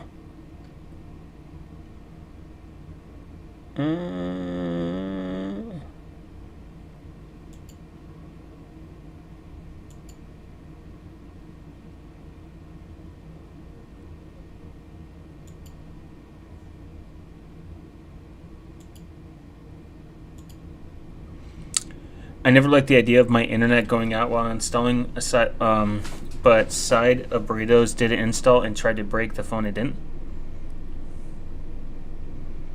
Yeah, you really can't brick it. It's...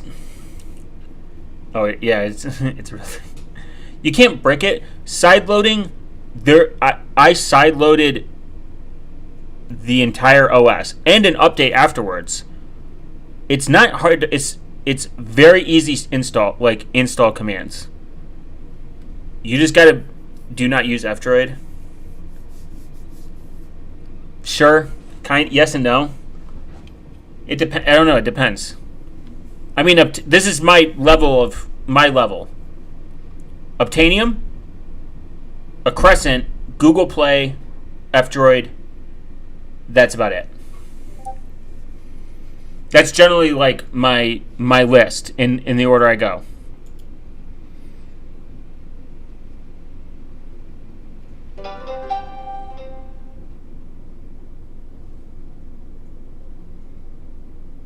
The fuck was that?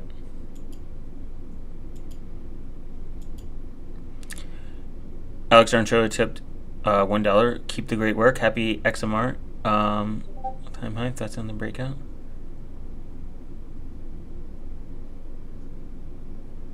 The breakout. Thanks, appreciate it. The alt.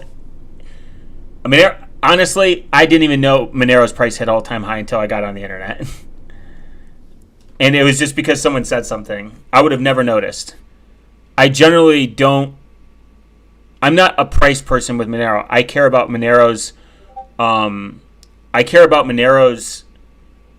Principle, like its core functionality. Than the price. The price is nice because I don't like to see an asset to depreciate, of course.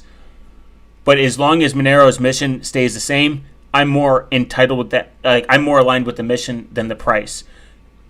Don't get me wrong, price appreciation is nice, but Monero's point is to be a private form of digital currency. One thing I will say is a byproduct of it, and this is something that I generally agree with. The fact that its price is going up will put more eyes on it and will get more adoption from this. People will see it because most normal people are like, oh, I care about the price.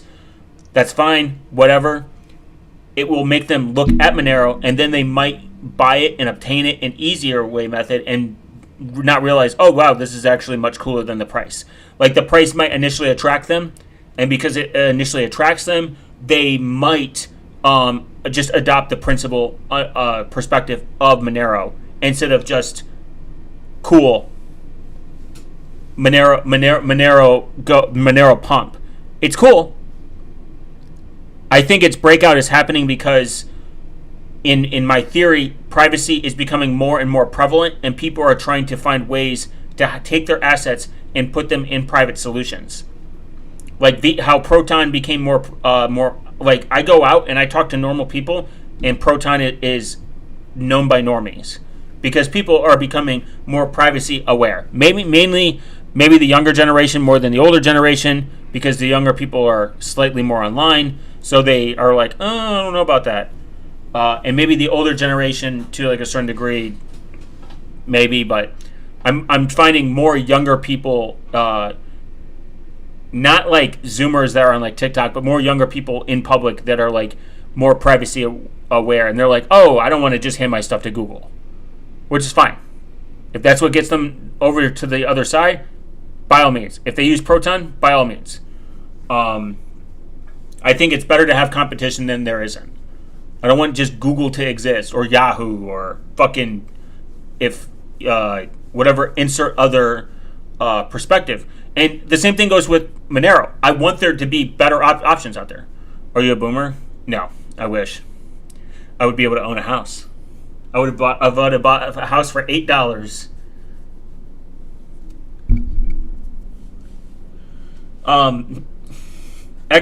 Monero, in a sense, is cool because people are now becoming more aware of it. I'm 60, back from more 18187. That was the year you were born. If you're 60 and you're using GrapheneOS based, that'd be awesome. There's probably older people that use actually GrapheneOS. I'm assuming it's not just a young person thing. I assume that older people find about GrapheneOS because they're like tired of big tech and like Google, and then they just install it, or they get sucked into the Brax Me phone, which I have seen in real life, and that thing is a pile of shit. Like, I would. Oh, that's another thing. FUD. Richard Stallman has top privacy online. Only emails with Emacs. True. Yeah, it's actually true.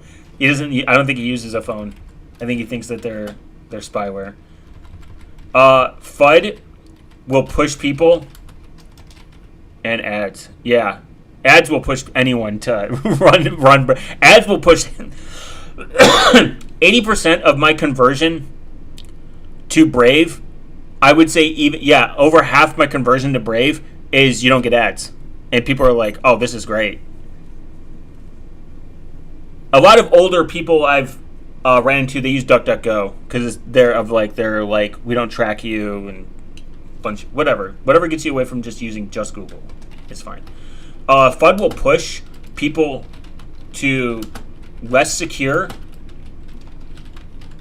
and audited options that worsen, I guess, your security and your OPSEC to a degree. I think I'm going to use OPSEC in the word in quotes because I think OPSEC is somewhat of a personal, fundamental. Boomers love Yahoo. That's true.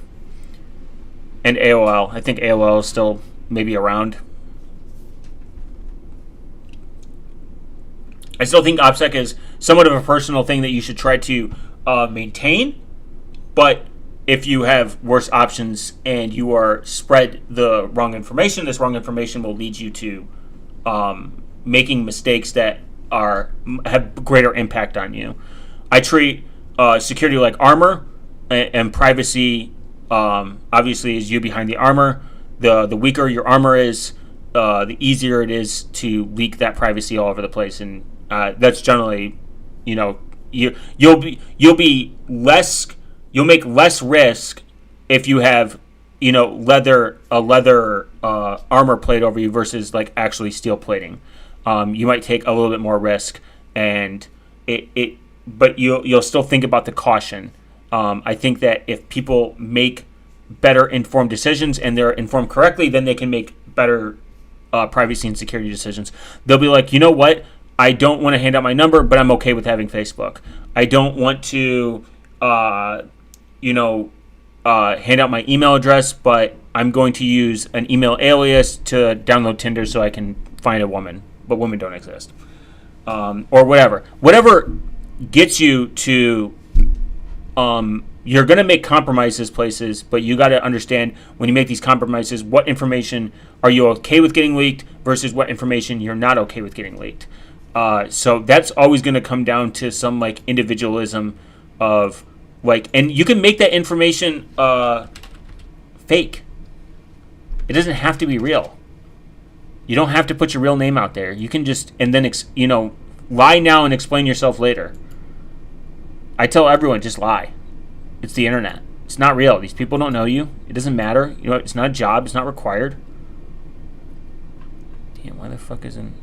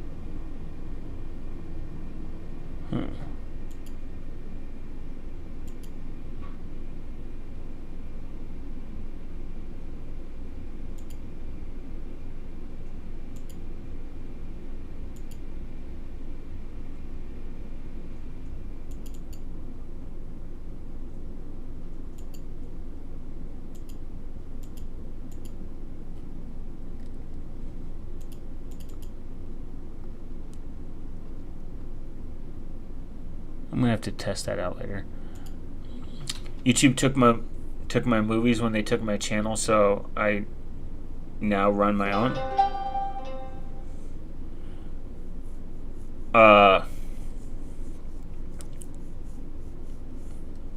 YouTube took my movies when they took my channel. Oh, so you run your own media server? Yeah, I think cyber privacy is like farting, in my opinion. If you push too hard, it might be shit. But if you're too subtle, no one will notice. Yeah, I guess that's a interesting way you could put it. Yeah, I think it's a curve. If you go too schizophrenic, like with privacy, you're just gonna be fucking paranoid. It's unproductive. This is why information like this, that's thought, it's like these aren't questions. These are like statements that people believe, and that's a problem.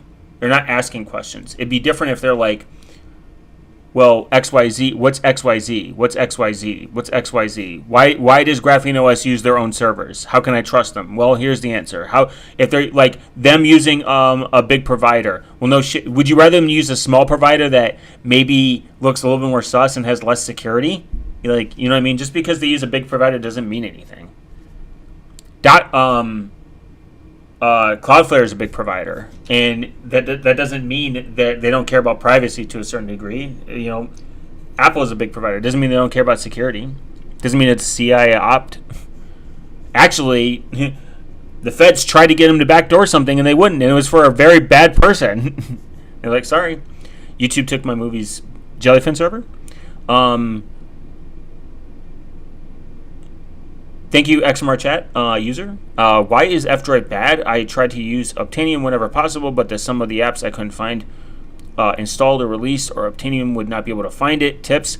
The problem with F-Droid is the app signing and the updates. Some updates lag behind, and you don't know. Oh, I use CRXNG, but I also run FamilyPlex MB server. Whoa, hold on. Before I answer this, why Plex? Plex is a subscription based, and MB is closed sourced, Jellyfin based, open source. But I digress. F-Droid has some problems with signing, and there are some security conflicts with F-Droid. I think they've fixed a lot since then, but I still wouldn't trust them because of the way they do updates. They might lag behind major updates that are much quicker and much more efficient. Obtainium can get them much faster. You can actually use F-Droid repositories for Obtainium, where it will look for the update much quicker. My general perspective is automatic updates should be relatively the default because that matters for security. And then if you don't want those automatic updates, just go in there and turn them off. Most of the time you can, especially with F-Droid. Or you could just not update them. I mean, Obtainium gives you enough granular control that it's not automatically updating every second.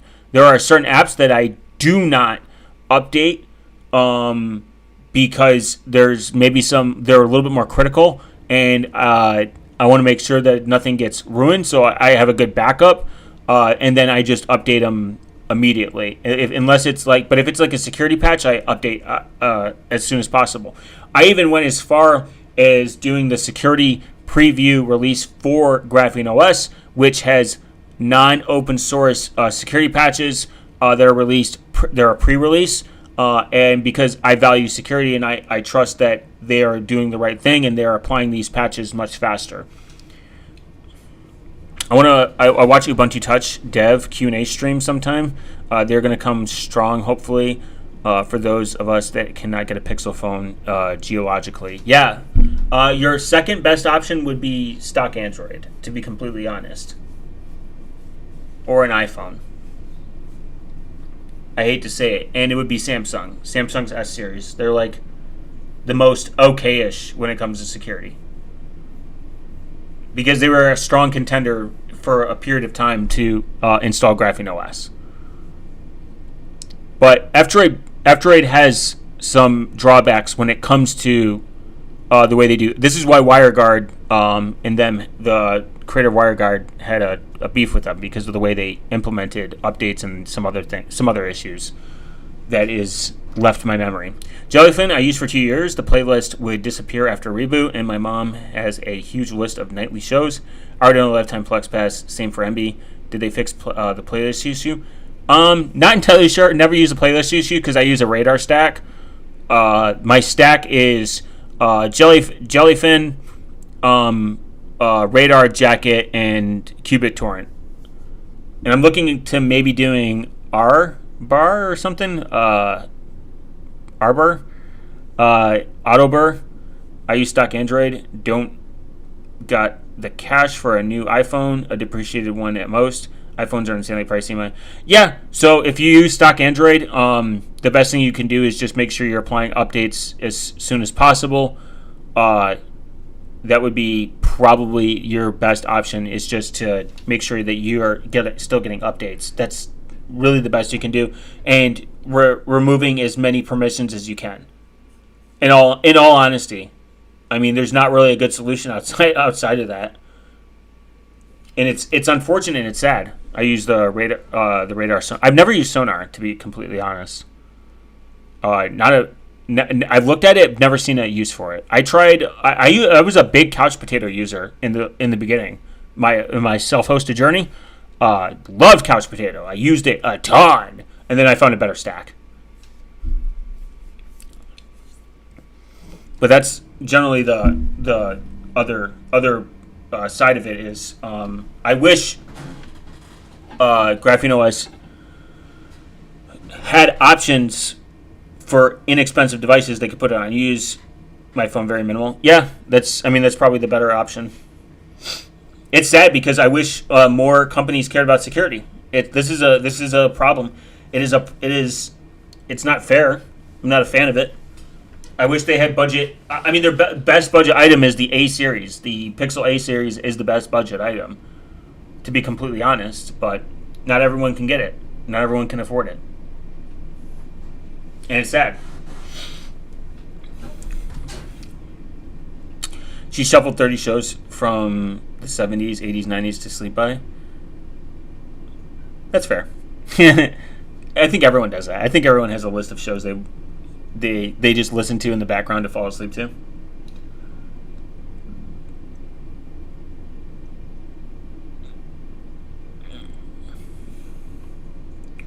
And I would even say that another positive is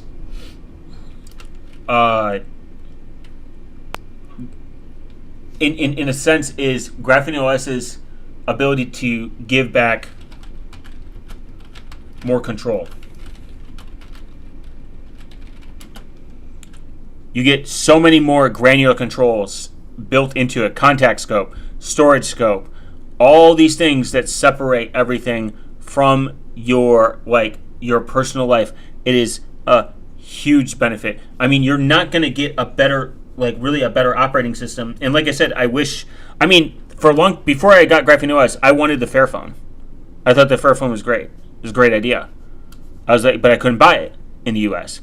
And then I found out they don't have really good security practice, and they're kind of allergic to criticism, which is not a good thing, especially in this world, especially with how private and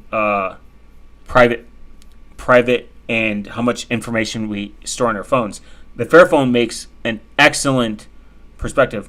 Not money issue. Pixels are not basically sold in my area, and local SIM cards don't work apparently if you go to buy one on Holiday Abroad or something. I don't think it's a money issue. I'm just thinking of the places where it is a money issue. Pixels are. I know there are probably places they can't. I get 3 days battery on a charge without all the scanning and everything. The alone was a win. Yeah. Oh yeah. I guess. Also, people misunderstanding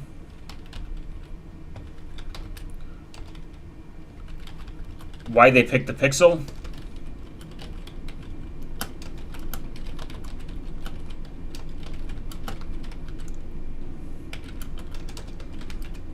And why no root.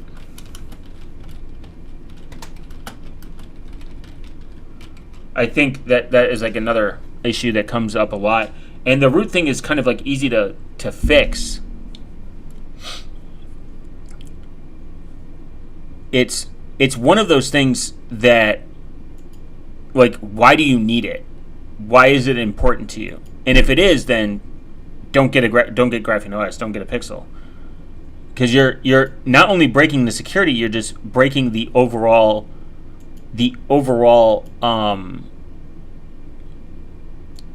functionality of Android.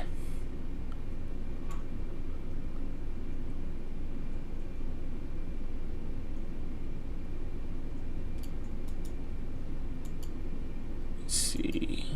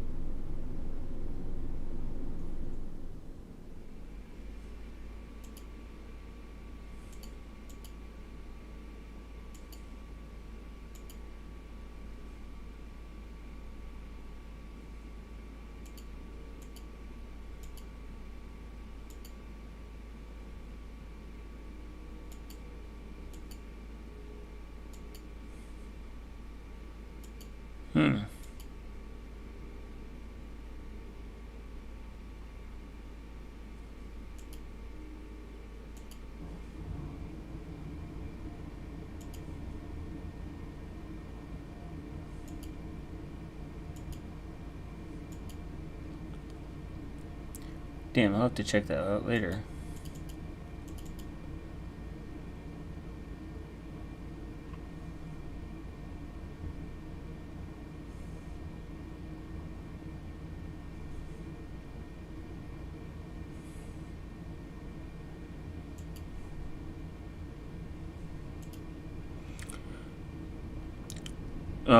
Integrity of security breaking.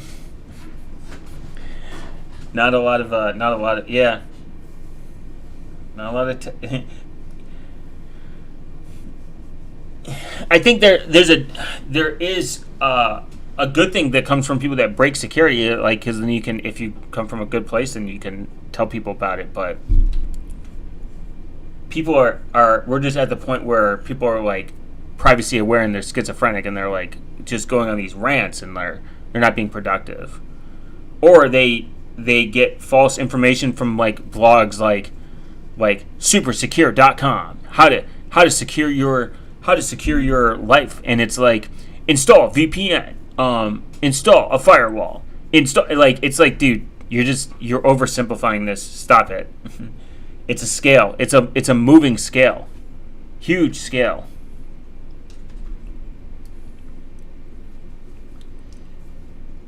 Like, is there a place for a VPN? Yeah. There is a place for a VPN. Are there places for running Tor? Yeah, absolutely. Is Tor perfect? No. Is Tor going to make you anonymous and secure if you... Anonymous and secure if you... I asked and checked. I'm still learning, and yeah. That's all it is. You are always learning. You're always asking. You're always checking. Like, is Tor going to be private if you put your email into a service that already knows who you are? No, you're going to get caught. You're going to fuck. It's a fuck up. That's why it's good to know OPSEC from a fundamental standpoint is you need to take ownership of that. And I think self-hosting is one of the most underrated ways to do it.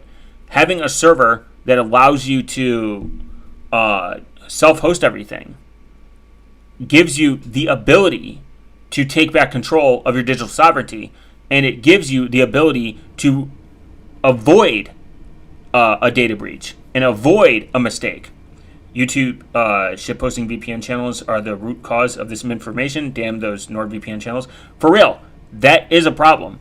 These people getting sold to them that the VPN is going to save them from hackers and all this other shit is cringe. Most of the internet is encrypted anyways at this point. You don't need a VPN for the encryption side. You are transferring a level of trust to another provider to a certain degree that could be worse. But VPNs do have a good use case. If you are in like a geo-restricted area where censorship is kind of annoying and you can't use Tor, VPNs can bypass this that implement processes to do this. Or if your state or country is banning certain apps, you can use a VPN to bypass some of these firewall rules and these restrictions. A VPN can help mitigate some data collection as long as the operator is honest and true, and you have to not have complete trust, but you have to understand that you are entrusting them. I mean, Mulvad, the way you trust them is you look through court cases that they've been involved, subpoenas they've been involved, and see what information they have handed over. Them being in a private country doesn't really matter because private countries still have laws and regulations, and they still have governments, and governments can come in and just shut you down. Doesn't matter. Privacy laws are great until you realize they don't protect you because you don't live there. It doesn't matter. I just don't like that it's touted like, we're in a country with strong privacy laws. Cool, for your citizens. And it doesn't mean that the government can't turn around and make and go back on its promises and or respect you. You got zero knowledge is the way to go because it doesn't matter what country you're in then. As long as they have zero knowledge of your existence, then it doesn't matter. You know, zero knowledge encryption is like kind of like it should be the standard and should be what companies look for, is how to implement the least amount of collection of data that I can get from you, how to make sure any information that I can get from you is useless to law enforcement or adversaries. Vault servers only work on RAM, top OG VPN for sure. Yeah, that's one of their best features is they run in RAM, and they have a boot cycle, a reboot cycle that they go through that allows all that information to be wiped. And they also have they're implementing some other good options out there. Obscura is an interesting VPN. I like the idea of it. I just don't know if it's going to pass the sniff test. It's just too new for me to have an opinion beyond that.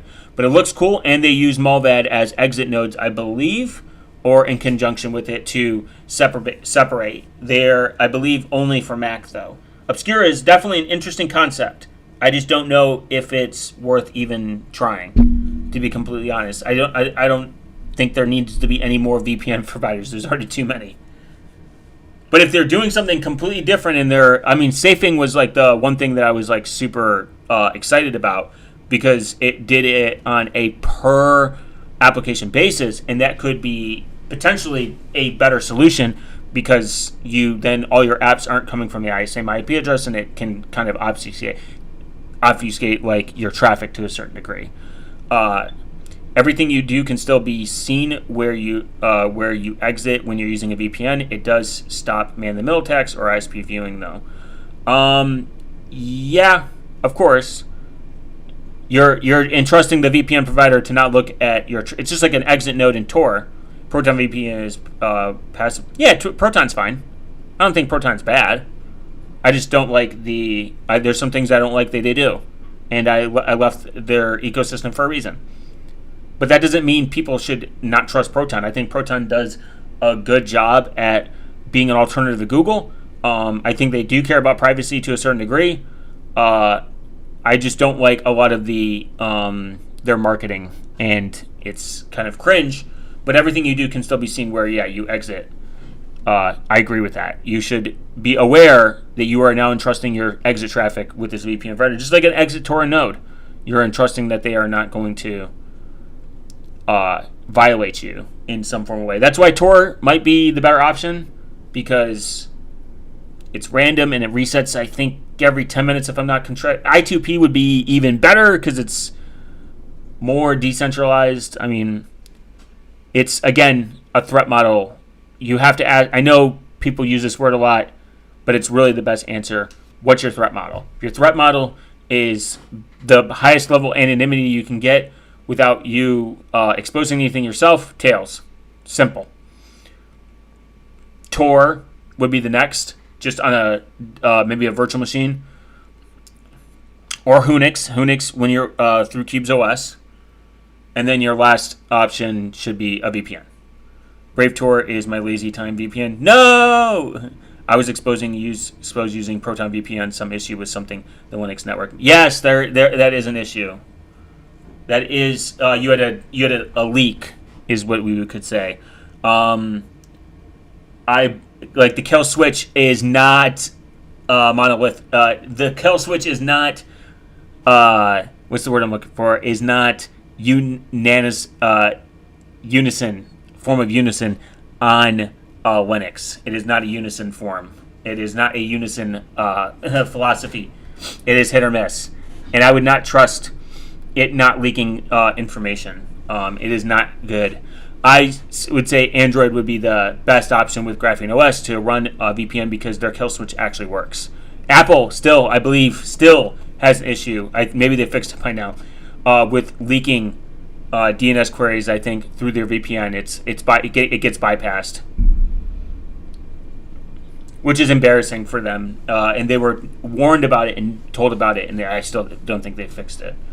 Android, a lot of Androids were exposing lots of data through their VPN. So you you have to trust not just the software that you're running at. You have to trust the OS is not violating, and it is following the rules of a kill switch, and it is not incorrectly being configured on your system. It is complicated. Yep, it did leak, but Windows and Linux Mint was fine, which is kind of funny. I just use Tor's browser on Android. I have no VPN in any of it. And that's fine. I think that if Tor works. Tor actually has their own VPN, by the way. Well, they finally created, I know a lot of people use Orbot. This isn't an endorsement of it.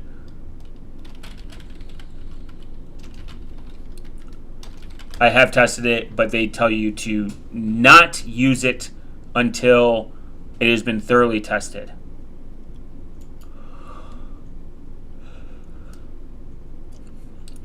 So Tor has their own, on the Play Store, has their own VPN, like Orbot. But it's made by them. It's very cool. I've tested it. It's very nice. It's free. Yeah, if you don't like Orbot, Tor has made their own version of that. Finally. It's very nice. I've used it. I tested it. I like it, but I would not use it for serious surfing where my privacy is the absolute highest. I would use Tails, but this is definitely one of the best options. That's free. FREE.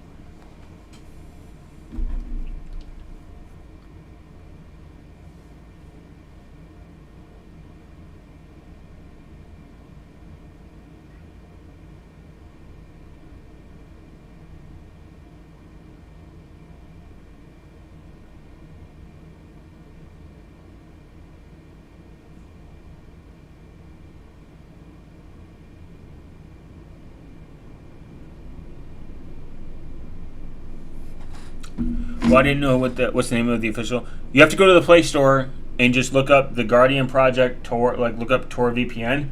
I can't ever find it on their fucking site. But it's really, really cool. Very easy to use. I have used it. It was really buggy when I used it, but what are you gonna do? I pay because I don't want to be the product.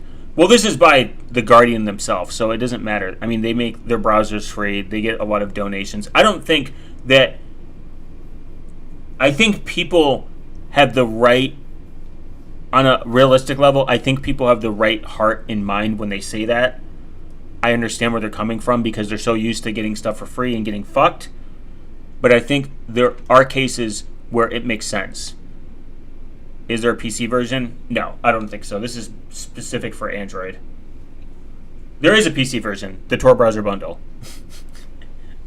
You can actually run the Tor browser on Tor. You can run Tor on any browser. It would just be kind of stupid because you would be de-anonymizing yourself because you would look very unique.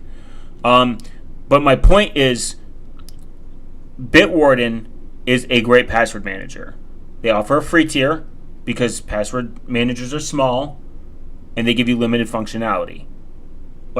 So it doesn't hurt them to give you a product. Financially, it doesn't hurt them to give you a product where you benefit it and then you have such a good experience, you want to donate to them. So you then spend $10 a year to get other features because they make enough money on their business side in order to give these features free to other people so they can have access to a private, more secure password manager. That's my logic. Just like Proton. Proton has probably, after a long period of time, calculated we can give a free tier with limited functionality and limited storage because we want people to have access to this because we make enough money. Same thing with Tunanoda. Tunanoda gives everyone a free email. They have no venture capital. They have no backing. They own their company. So they can give away a gig of storage with limited functionality. And then if you want something, you have to pay for it. If you want the better features. And most people, when they have a good experience, they do. They're like, oh, this is a good product. This is a good experience. I'm going to become a paying customer because it offers me enough value. Yes, I donate each year to Grapheno and a few others that yeah, exactly.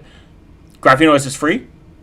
And instead of me spending money on Netflix or Spotify, I take my money and I donate to projects that I get much value out of. It doesn't hurt me or make me feel bad or make me feel less, even if it's a few dollars. I know it means a lot to them because it keeps their project going. I don't want to see GrapheneOS disappear. I don't want to see Jellyfin disappear.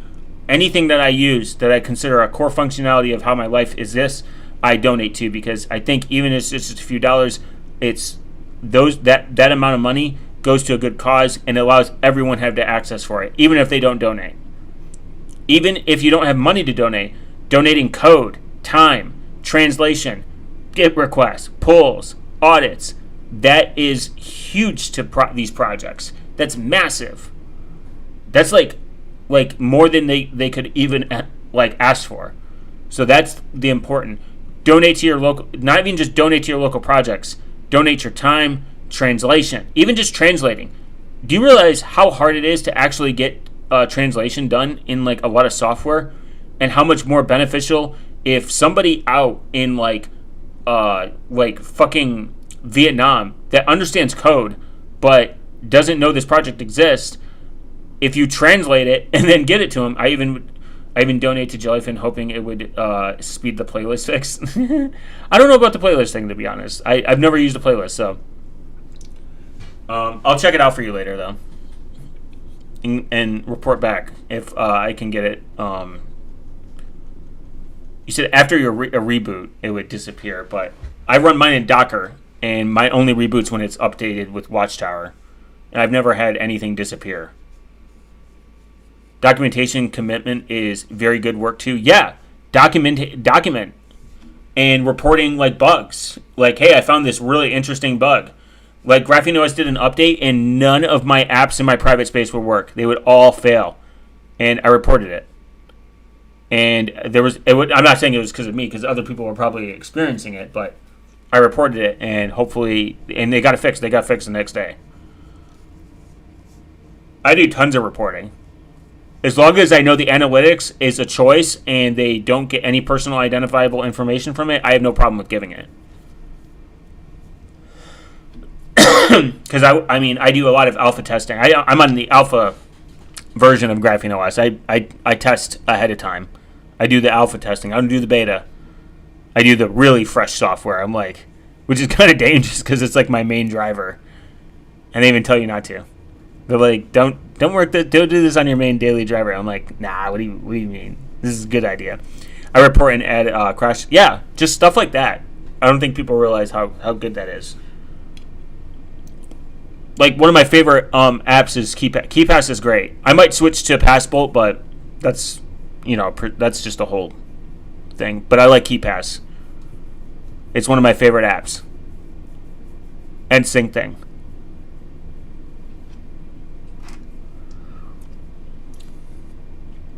I'll probably have to do an update of my Android software stack, the things I run. Maybe I'll do that in a future video.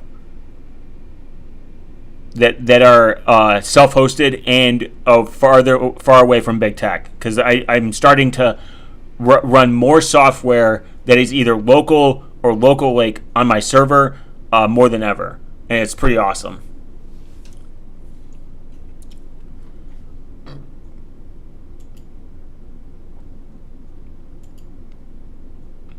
All right, guys, I've hit the 2-hour mark, and definitely will continue more of this GrapheneOS perspective demystifying. I think it's an interesting topic, and we'll probably learn more and more how GrapheneOS works on the Android ecosystem, and what's the problem with rooted phones. That's probably going to be like the next thing that we're going to talk about, because I think that is needs an overhaul. I think my forum post and Jellyfin reported the playlist issue. Others had too. Nice. It's always cool when you report something and it gets recognition, and it helps fix stuff. And then we're gonna look at some other misconceptions on like how you can further do some. See you, man. Thanks for the awesome stream. No, thank you. Appreciate you joining. I can't do this without anyone watching, so I appreciate everyone that's joining. So we're definitely going to continue this in another video where we're going to dive more into the inner workings of GrapheneOS and possibly other options out there on how their insecurities devalue the fact that they exist. Maybe the problem with rooting and what it is in a sense, and some other issues in the Android ecospace that could be improved upon possibly.